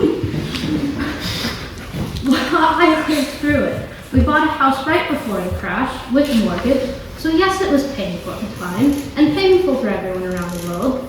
But would you blame capitalism, or would you blame the politics of the day? The problem was not the economic system, but the politics surrounding it. And that does continue today, so please don't get too confused. Regulation is perfectly acceptable in a capitalist state. In fact, it's encouraged in order to prevent politics from ruining the economy as it did. Take Switzerland for an example, where specific regulations exist in key sectors such as banking and finance to prevent a collapse again. A capitalist country in the West with a GDP per capita of over $111,000. On that point? No, thank you. With the middle class holding over 70% of the country's assets, and with a typical Swiss family having a net worth of $540,000. The economy is only as good as the policies that help it operate. Also, look at the way the world bounced back. Take Ireland for another example. Formerly struggling on the economic stage, now a world leader in technology, pharmaceuticals, financing, and aerospace. Take along with that the 6th highest GDP growth rate in the world, according to the IMF, at 9.1%. Now, when the crash happened, those countries did not turn their backs on capitalism, but reinforced their commitment, and it showed in their economic growth and presence on the world stage. And getting back to where I started at the beginning of this extraordinarily long paragraph, property. While we bought a house right before the crash, it ultimately allowed us capital later on when the stock market eventually recovered, as it always does, like the never-ending Ouroboros. Like the certainty that we all gather here every Thursday. Like the certainty of Elliot subsequently getting absolutely trashed on those Thursdays. And he may say, oh, I'm only going to have one drink tonight. But we all know that's a lie. I mean, when 2 bottles of red wine were mentioned in Ollie's speech, you vigorously shook your head like you had fleas. My second point, which I already touched on a bit, the political systems in place are what give rise to inequalities. Capitalism at its core, and what politics has spewed time and time again, is that capitalism is meant to break down barriers. In Jack Steele's words, to break up the aristocracy, which I was surprised as anyone that he actually went that far. Everyone sees socialism and Marxism as sticking up for the little man, the short kings, the Daniel Denies. But is that really the case in reality? Really? No. I looked at socialism through rose-colored lenses, like Gary Oldman's Count Dracula, frothing at the mouth while seeing Winona, except my Winona was socialism. But hark! What is this that comes in between us but a grim reality in the form of my high school AP European history teacher, whose class I did fail, who very firmly said to me, socialism looks good on paper, but it never works in the real world. And he was right, to be fair. If not capitalism, what else? Is the proposition supporting a socialist overhaul of the current system, where the middle class is wiped out, where there's no room for economic independence from the state? You want to tell my little sister to give up her 8 Labubu's with customized K-pop demon hunter clothes? You absolute monsters. She's already got enough going on with a terrible father. You think I turned out this way by having a good father? Don't take her Labubu's away from her, it's all she has. But more seriously,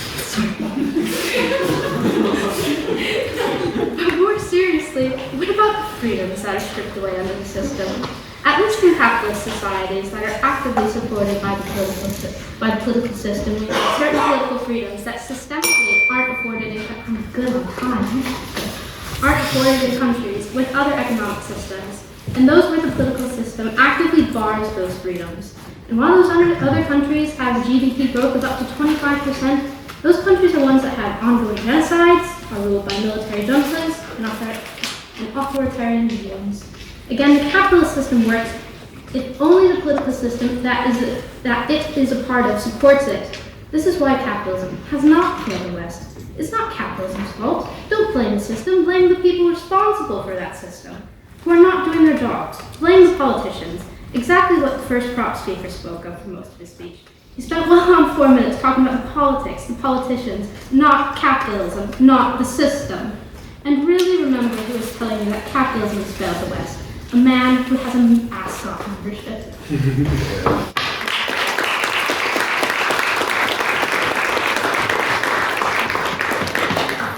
Thank you, Ray, for that very fine speech. And now to close the case for the proposition, I'd like to invite Jonathan to the podium, please.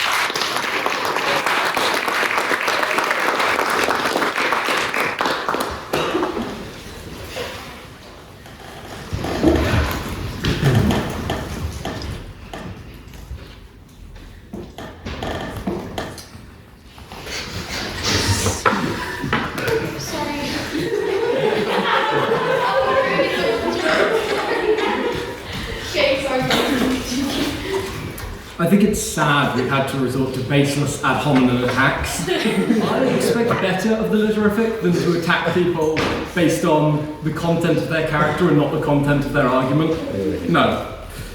Every society clings to a myth by which it lives. Rome was founded... It's going to happen. Rome was founded by Romulus and Remus. The kings of the medieval Europe ruled by divine right, and the market is a natural phenomenon. Polanyi, in this book, says that markets require constraints to prevent social harms, something this side has happily agreed with. Capitalism fails by destroying those very constraints. We've had this idea that we've had this idea from Nat that markets do not remove rules on their own. This is exactly what they do. This is exactly what they have always done. The market is a lie. It's built on false assumptions of endless growth and perfect rationality. And we've seen historically that they have to be embedded in social, political, and legal structures. These structures have to hold the market to account to prevent abuse and prevent exploitation. But that's not the natural state of capitalism. The natural state of capitalism isn't one with these constraints. And indeed, capitalism constantly strives to remove these constraints from itself. The incentives are all wrong. To echo James, man does not care only for money. Man has built a system in which he can only care for money. Look at market constraints in the past. When we didn't have market constraints, we had the Dutch East India Company, still the richest company in history. We had the nationalistic turmoil of the 1930s, which shows that capitalism can collapse, and it shows that capitalism can lead to democracy. This idea that, do we say democracy fails when polarization happens? Well, do we say that democracy fails when polarization leads to authoritarianism? I would say so. And so there is the question.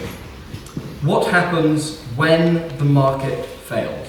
What happens when capitalism follows its natural progression and threatens to veer into something which is no longer capitalism at all? I have yet another book for you. This is Techno-Feudalism by a former Greek finance minister. We have to ask, how does capitalism work? Because no one's really discussed this yet. No thank you. Labour and capital are used to create wealth. This wealth is the form of profit. And this is a fundamentally productive system that is producing something. However, post-gold standard, post-2008 especially, investment has not been put into productive capacity. Where is the investment going? It's going into infrastructure, data, and market dominance. Now, you may not fully understand the issue here, because I unfortunately have to study economics. But this is growth without production. This is what they're following. This is what is in this book. On that point, go ahead. Mr. Massey, are you taking economic advice from the Greeks? We all know that was the globalists in the European Central Bank. Financial engineering. Growth without production. Lower borrowing costs have led to companies pursuing stock buybacks, derivatives, and acquisition for larger market consolidation. These don't increase production. These don't increase global wealth. What they do is they increase the wealth of the company. They increase the growth of the company without growing the larger economy. Rent extraction. Imagine, if you will, a river and a mountain. On the river, I build a bridge. On the bridge, I build a toll booth. I have added to the economy because now people can cross the river, and justly I'm collecting tolls from my construction of this bridge. But now the mountain. There is a narrow pass in the mountain. Previously, people could use this pass as they pleased. But now the bandits have come and they've set up a toll booth, and you have to pay to use a path that was previously free. This is rent. Profit is wealth from generating wealth. Rent extraction is wealth without generating wealth. So what does this look like in the modern economy? Well, it looks like you will own nothing and be happy. Do you own films anymore, or do you rent them? Do you own software anymore, or do you rent it? Do you own movies anymore, or do you rent it? Do you even really own your HP printer, or do you have to pay them far too much for ink cartridges because they are looking for a constant return on their capital by trapping you in a system where you have to pay? It's the monetization of data. They're not exploiting labor anymore. They're exploiting their behavior via data. This is completely different to manufacturing or retailing products. Previously, we had feudal lords. They granted access to their land to the serfs, and the serfs then gave a portion of their production up to the feudal lord. Now the tech billionaires own platforms that people have to use, and they collect fees. They don't compete, they don't sell products or services, they just own the platform, and they have built a system through regulatory capture, through the construction of regulations, where you can choose nothing but to use their system. If everybody in your office is using Microsoft Teams, you have no choice but to be on Microsoft Teams. You have no choice to give Microsoft your data. And it is the same across the tech industry. From 1948 to 1979, productivity outgrew labour by 26%. That's worrying. From 1970 to now, productivity outgrew labour by 170%. Where's all this money going? You work 3 jobs. Uniquely American, isn't it? That is fantastic, said George W. Bush. Maybe this is what Ray should be worrying about in terms of her middle class. It's gone. It's being destroyed by the capitalist system that she defends. To quote Jessica Jay, the British philosopher, it's not about the money, money, money. They no longer use your money, money, money. They are taking control politically. They own the channels of communication, they own social media, they own the news. And so they can turn the world into something which grants them more power. This is the end stage of capitalism. This is why we can't say, capitalism is fine, we just need more regulation. Capitalism destroys regulation. Look at Cambridge Analytica. They rigged an election in Trinidad and Tobago years ago. We know about this. I have one final book for you. This is E.M. Forrester's The Machine Stops from 1909. In it, a machine is built which gives people what they need. But over time, they forget that they made the machine. They forget to upkeep the machine. They forget to continue to put the maintenance needed on the machine. And so, ultimately, the machine stops.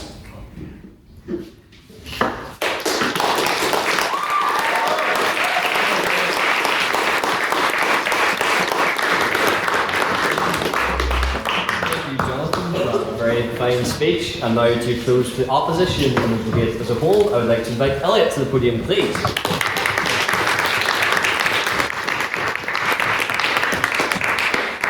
Since the Vice President is on my side, I'm actually allowed to swear as much as I want. Ladies and gentlemen, on my way to the debate, I was clubbed to death by no less than the proposition. Luckily, in that dark alley, the evil spirit of Ronald Reagan.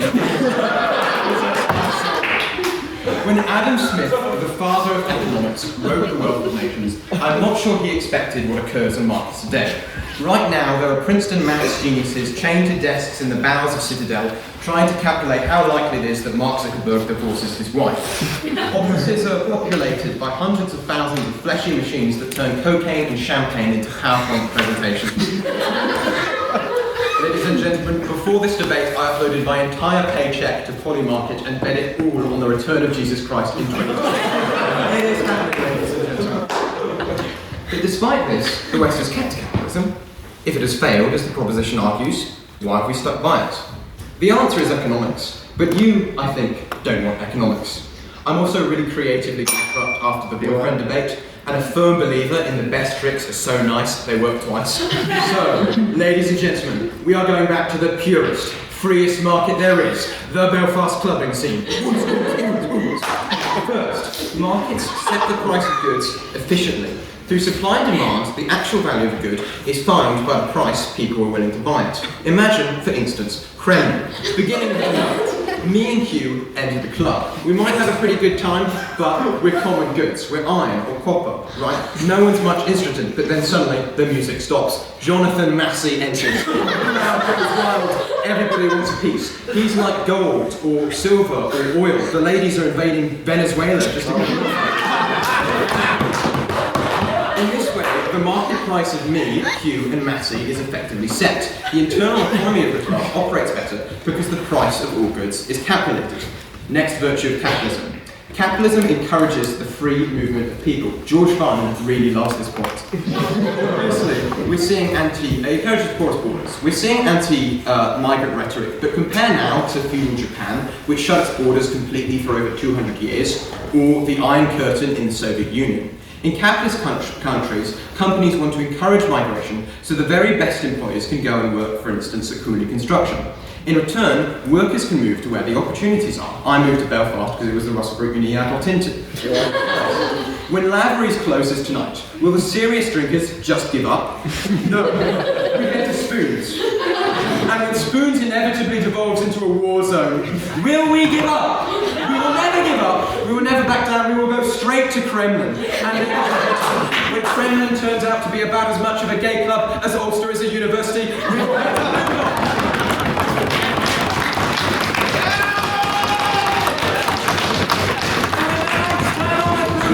We will not go home. We will pass out in the street just like our forefathers intended. Third, capitalism encourages the freedom of choice. The buyer can choose for themselves from a selection of goods and services, the supplies and products that fit their needs. In other systems, the state would assign what you profit woodworkers. However, under capitalism, you can pick whatever you want. You guys know I only drink in strict moderation, so it's not a bit water for me, but Ray, you can start quaffing the scotch. Beth can deplete the nation's supply of heart, and Hugh, you can have your favourite copper.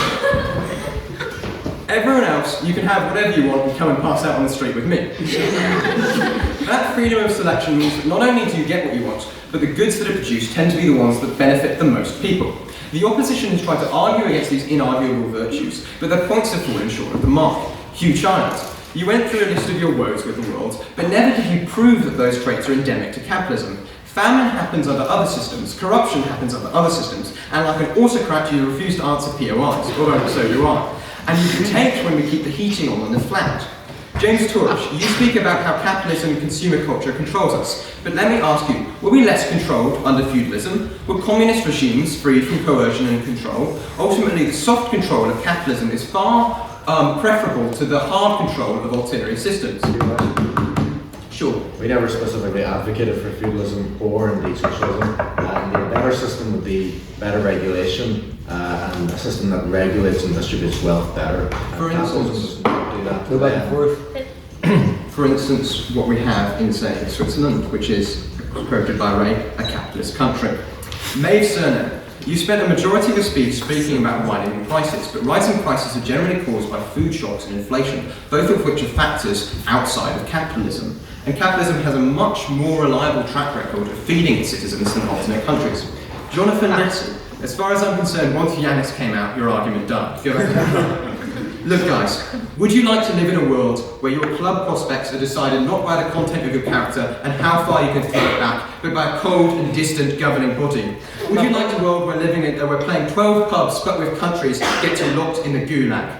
Would you like to live in a world where everyone drinks Carling and anyone who complains is boiled alive? Yes. You're not going to engage with my argument properly. You're just going to dismiss one of the authors. Yeah, I think so. If you would not like to live in those worlds, if you would instead like to live in this world, a free world, then you believe that capitalism has not failed the West and vote for the opposition. Thank you.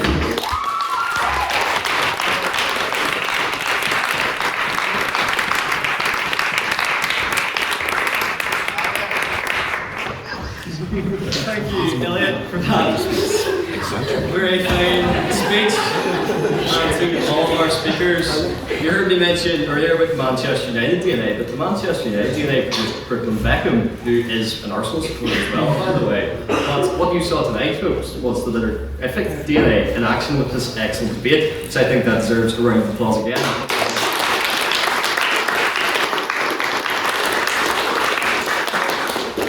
They're not out of the woods, or rather off to the woodworkers yet, as we open the floor to questions from the House. So this is your chance as members of the House to ask the proposition and opposition some questions to expand upon their argument and maybe cover something you thought was not touched upon during the debate. So, do I have any questions for the proposition?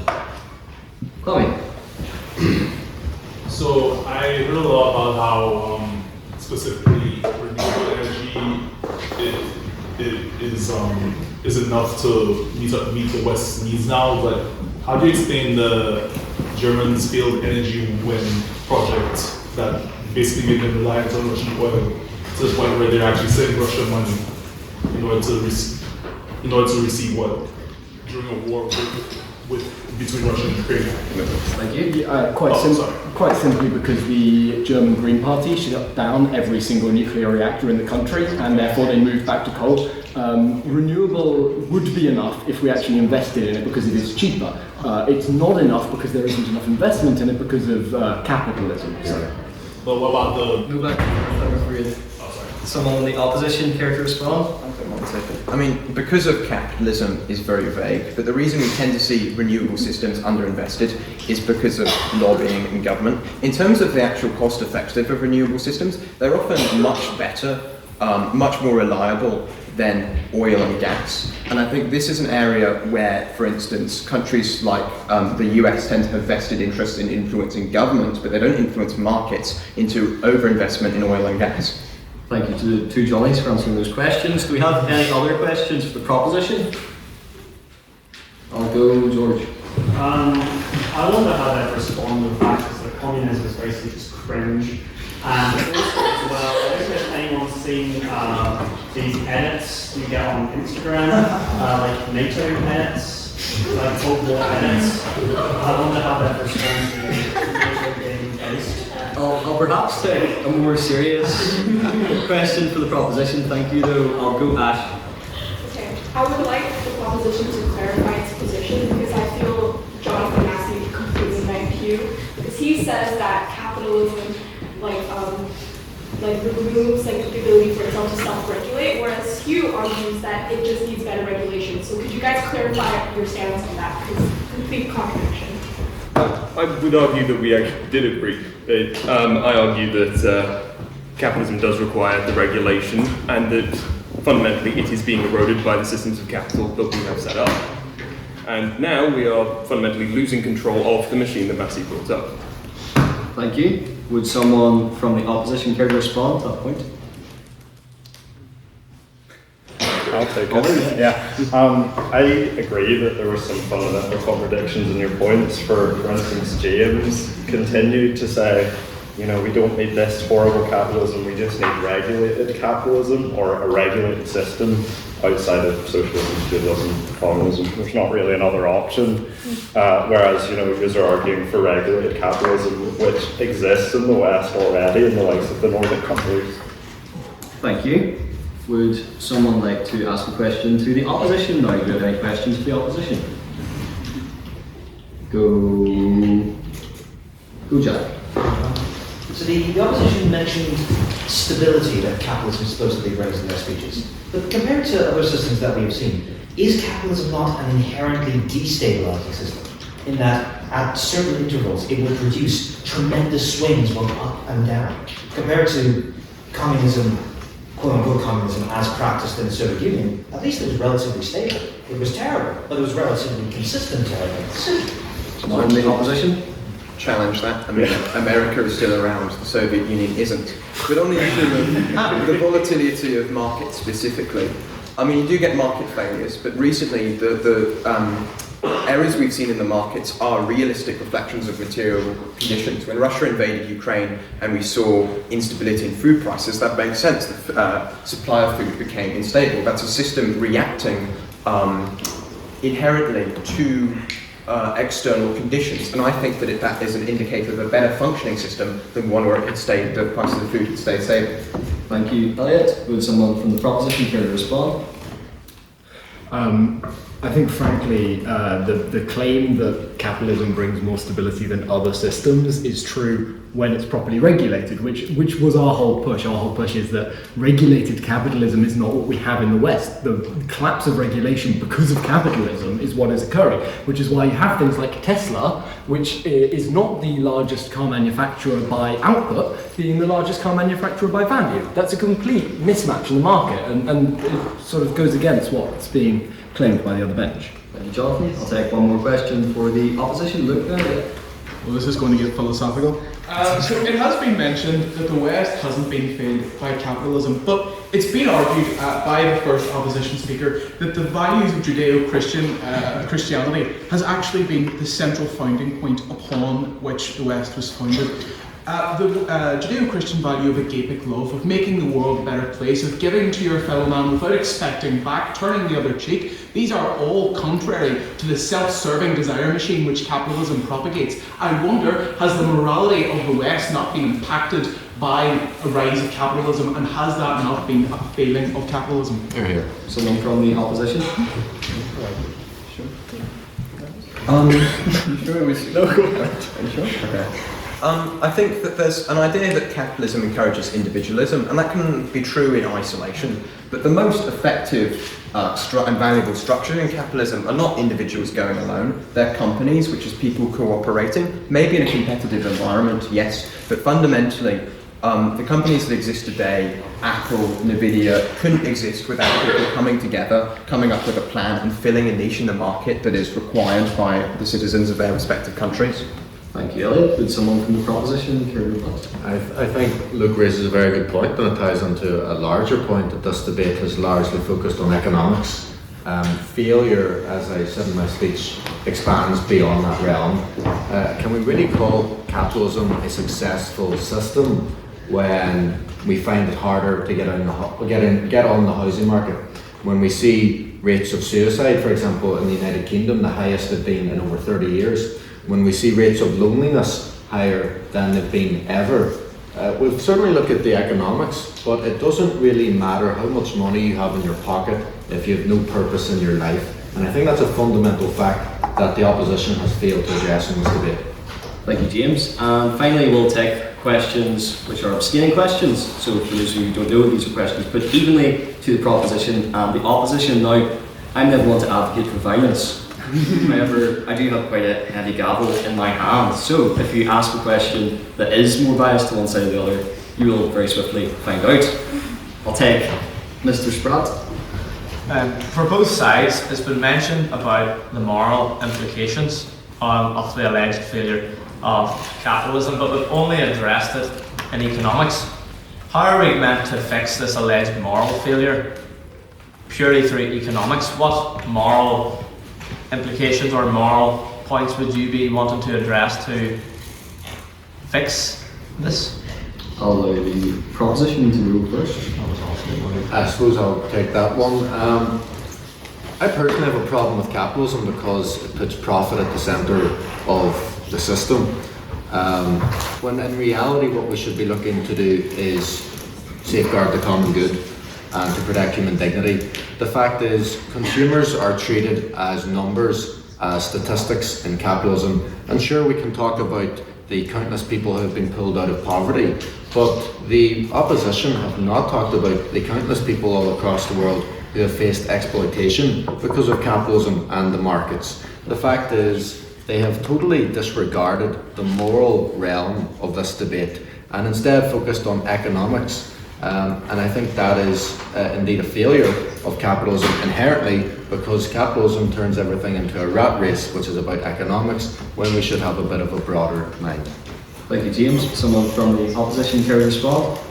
To answer Chairman Tourish, I very much did address the fact that there are people across the globe, and I think, as I stated in my speech previously, that to say that it has failed us is an understatement to how our version of capitalism has failed the rest of the world. You know, the moral implication there is that relatively to what we've done to the global south through capitalism and not allowing them to engage properly in markets is exactly what you're putting forward.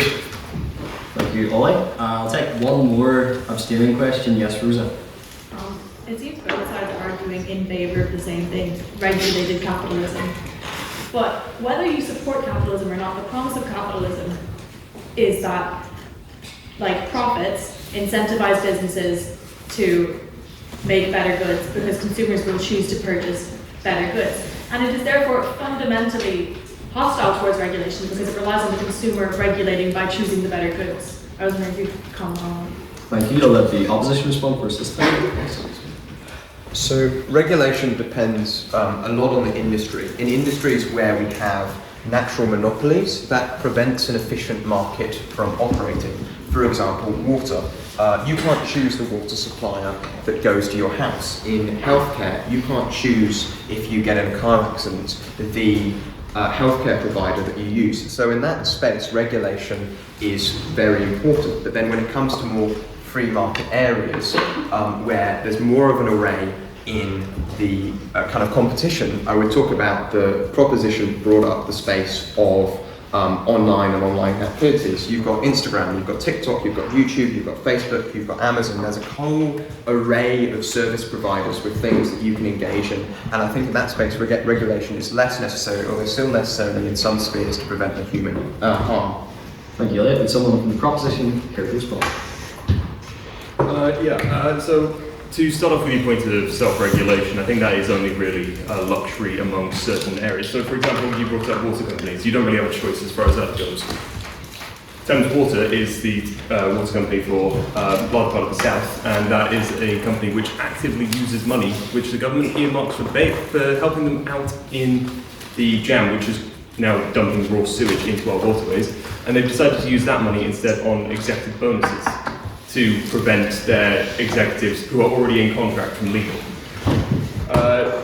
You also brought up the, Facebook, Instagram, which are the same company, TikTok, which is controlled by another company, all these social media companies that are largely controlled by conglomerates and not actually that free. And when it comes to individual choice as well, that's again incredibly limited. I mean, people who live in the Holy Lands, you have a choice of Spa, Tesco, another Spa, another Tesco, Centra, another Tesco. You don't really have that much choice. It's not really individual competition that is able to compete, because when that does arise, usually what we get is predatory pricing instead, which will intentionally sell at a loss to put out of business smaller businesses, or try to acquire them by just buying them outright.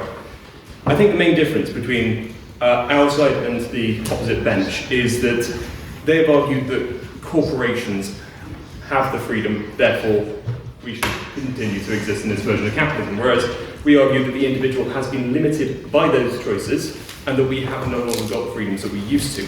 And that is what we are trying to say. We want to bring back those individual choices, the individual freedoms that have been stripped away from us over the last few decades, especially. Thank you, Hugh. And that brings us to the vote on speakerability. So, this is not your own personal opinion, but this is who you thought spoke best. It is based on the presentation, rhetoric, argument, teamwork, and engagement that you have seen on display tonight. So, can I have all those who would wish to vote for the proposition for the vote on speakerability to raise their hands now, please?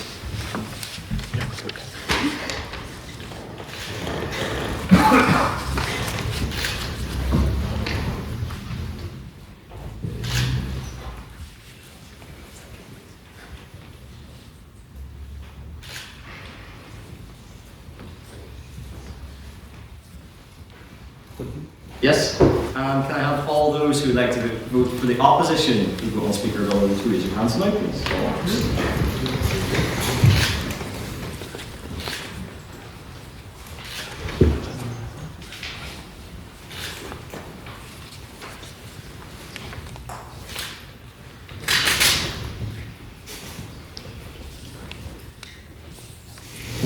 Yes? And finally, can I have all those who would like to abstain from the vote on speakerability to raise their hands now, please?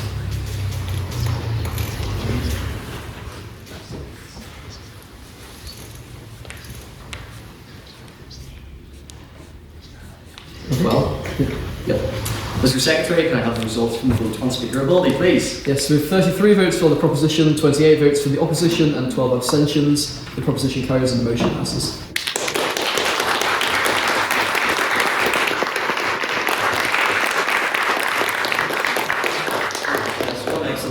Has been, and we've had our questions, but you might still have some other important questions that haven't been answered. You might be saying, but President Deveni, where can I possibly find these amazing turn cards with all the events, speeches, and debates that we have coming up? Or, President Deveni, where can I look as stylish as you with this very special Lyrific pin badge? Or, President Deveni, where can I acquire my membership card and employ to get your signature, but also to become a member of the society? Well, my friends, I have great news. You're in luck, because at the very end of that table we have all of those things. But, aha, you may say, President Deveni, Where can I find out about the training workshops that happen in the PFC every week from 5 PM? Or where can I find out about the exciting collaborations that we have coming up with the PPE Society and Mothers Without Borders? Or, you may ask, where can I find out about the upcoming drunk debates and the big Lyrific quiz? Or most importantly, you may ask, where can I see that photo of you dressed as Collier Winkleman? Well, my friends, you have great news, because you'll notice at the very back on that screen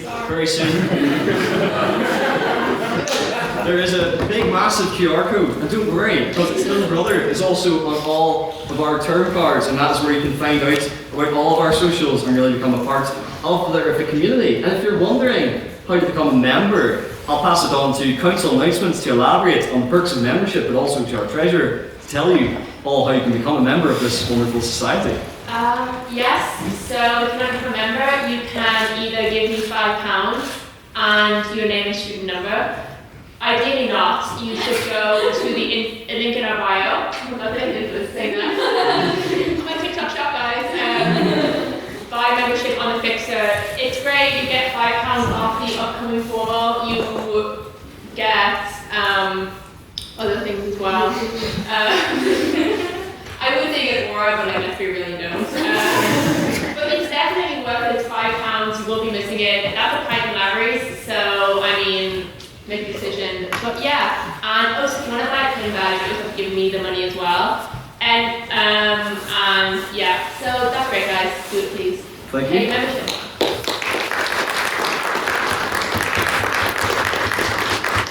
Any other council announcements? Yes, Malin Internal. Hi. So first I'll get Henry's over with because he's not here.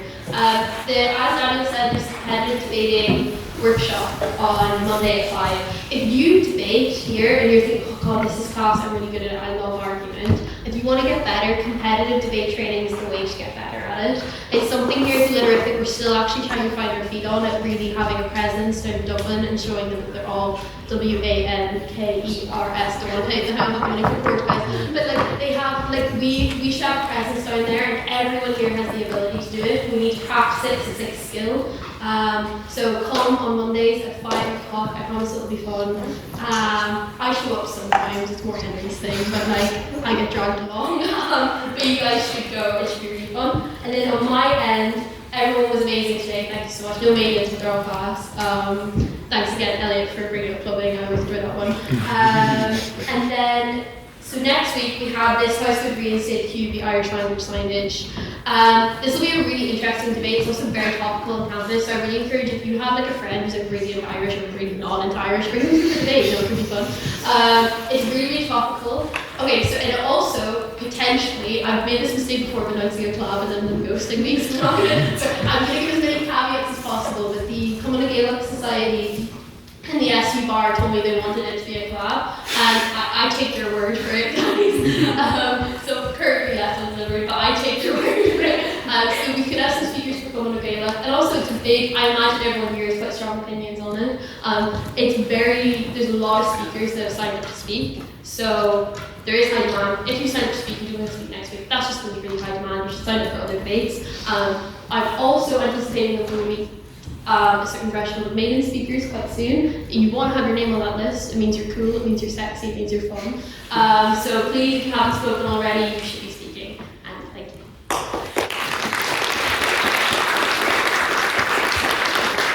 That reminds me that a few congratulations are in order. Firstly, congratulations to Cormac, who spoke incredibly well in his second time.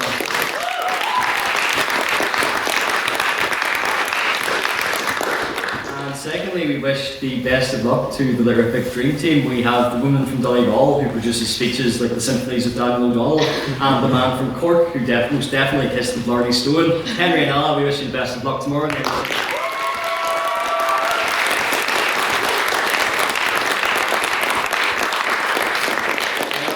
other council announcements? Yes, Mr. Schools. Our schools competition is on the 17th of February, the preliminary first 3 rounds, all on one day, and our schools final will be the following Tuesday, which I think in my head is the 3rd of March, and it will be hosted in the Stormont Senate Chamber. I'm delighted to say it's going to be one of the biggest we've had to date yet. We have 40 students across 11 schools across 5 counties, which is tremendous. We're going to need volunteers, and if you're interested in volunteering, please do contact myself, any of the other council members, and they'll put you into contact with me. We're going to need volunteers for shipping students between different rooms across campus, because it's going to be on such a large scale as well. Secondly, on my new appointment as the General of the Litterific, myself, Mr. Secretary, Mr. Events Officer, wonderful JP, Tiernan, our English friend, and Michael were in Paris recently, and France is ripe for the taking. So there's going to be a big invasion shortly, so put that in your diary as well.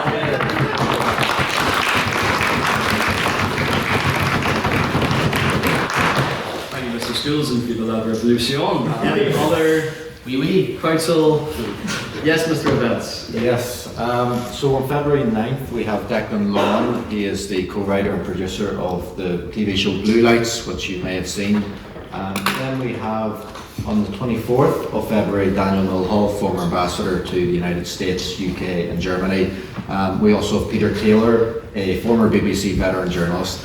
Also, which has just come up in the past week or so, Durham Union are hosting a debate on March 17th, I want to say, titled "This House Regrets the Creation of the Northern Irish State." Obviously, being a society from that part of the world, I spoke to Daniel, and we were thinking about sending a few of our members over, possibly just to spectate, if they need a speaker, even to speak. So if you are interested in that, flights are pretty cheap. I have checked them, and we are thinking of a few council members, probably at least, but we would invite anyone here, any member of the House, if they want to come to this debate, to please do come along. The best way is probably just to scan the QR code and let it be known in the chamber, or to come to me or Daniel afterwards. So it should be good. Thank you. Yes, thank you. Make sure to join us for those exciting events, and of course in Durham as well. Mr. Secretary of the Trust. Yes, thank you. It's slightly unorthodox for me to speak at this section, but I just wanted to say, some of you may notice each week that there's a microphone in the middle of the table. You may be aware that the events are recorded and released on Spotify and iTunes and YouTube Music in podcast form. And the recording of last week's debate marked the 300th release on that podcast feed. It was quite a milestone. So if you're not aware of it, you can put it through the QR code, spread the good word, make other people listen to it, and if you're really, really bored, listen to all of them, and I will buy you one single pint.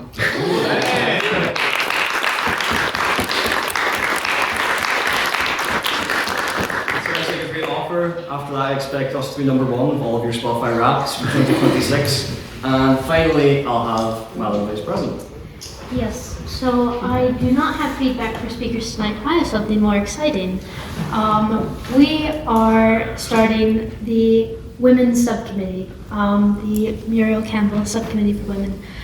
This is a place where it's, It's a safe space for women in society to come, and we're going to put on debates that are where all the speakers are women. It's feminist motions, whatever, we're still deciding motions. But our first debate is going to be the 10th of February, so it's a Tuesday. We're going to have it in the evening.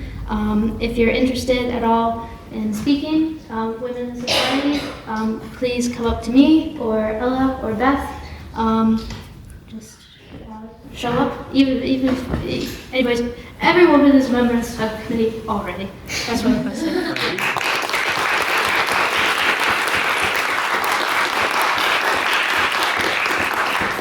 Our social officer and philosopher of wines is not here tonight, but if he were, he would want me to tell you that we are very much a social society. We do not just come to the debates and then all go home our separate ways. So, you members of the House are all very welcome to join myself, Council and other members to Lavery's, where we will be spending our social tonight. And with that, can I have all the speakers to the front, Council stay behind to tidy up, and I'll see you the rest of you at Lavery's. Meeting adjourned.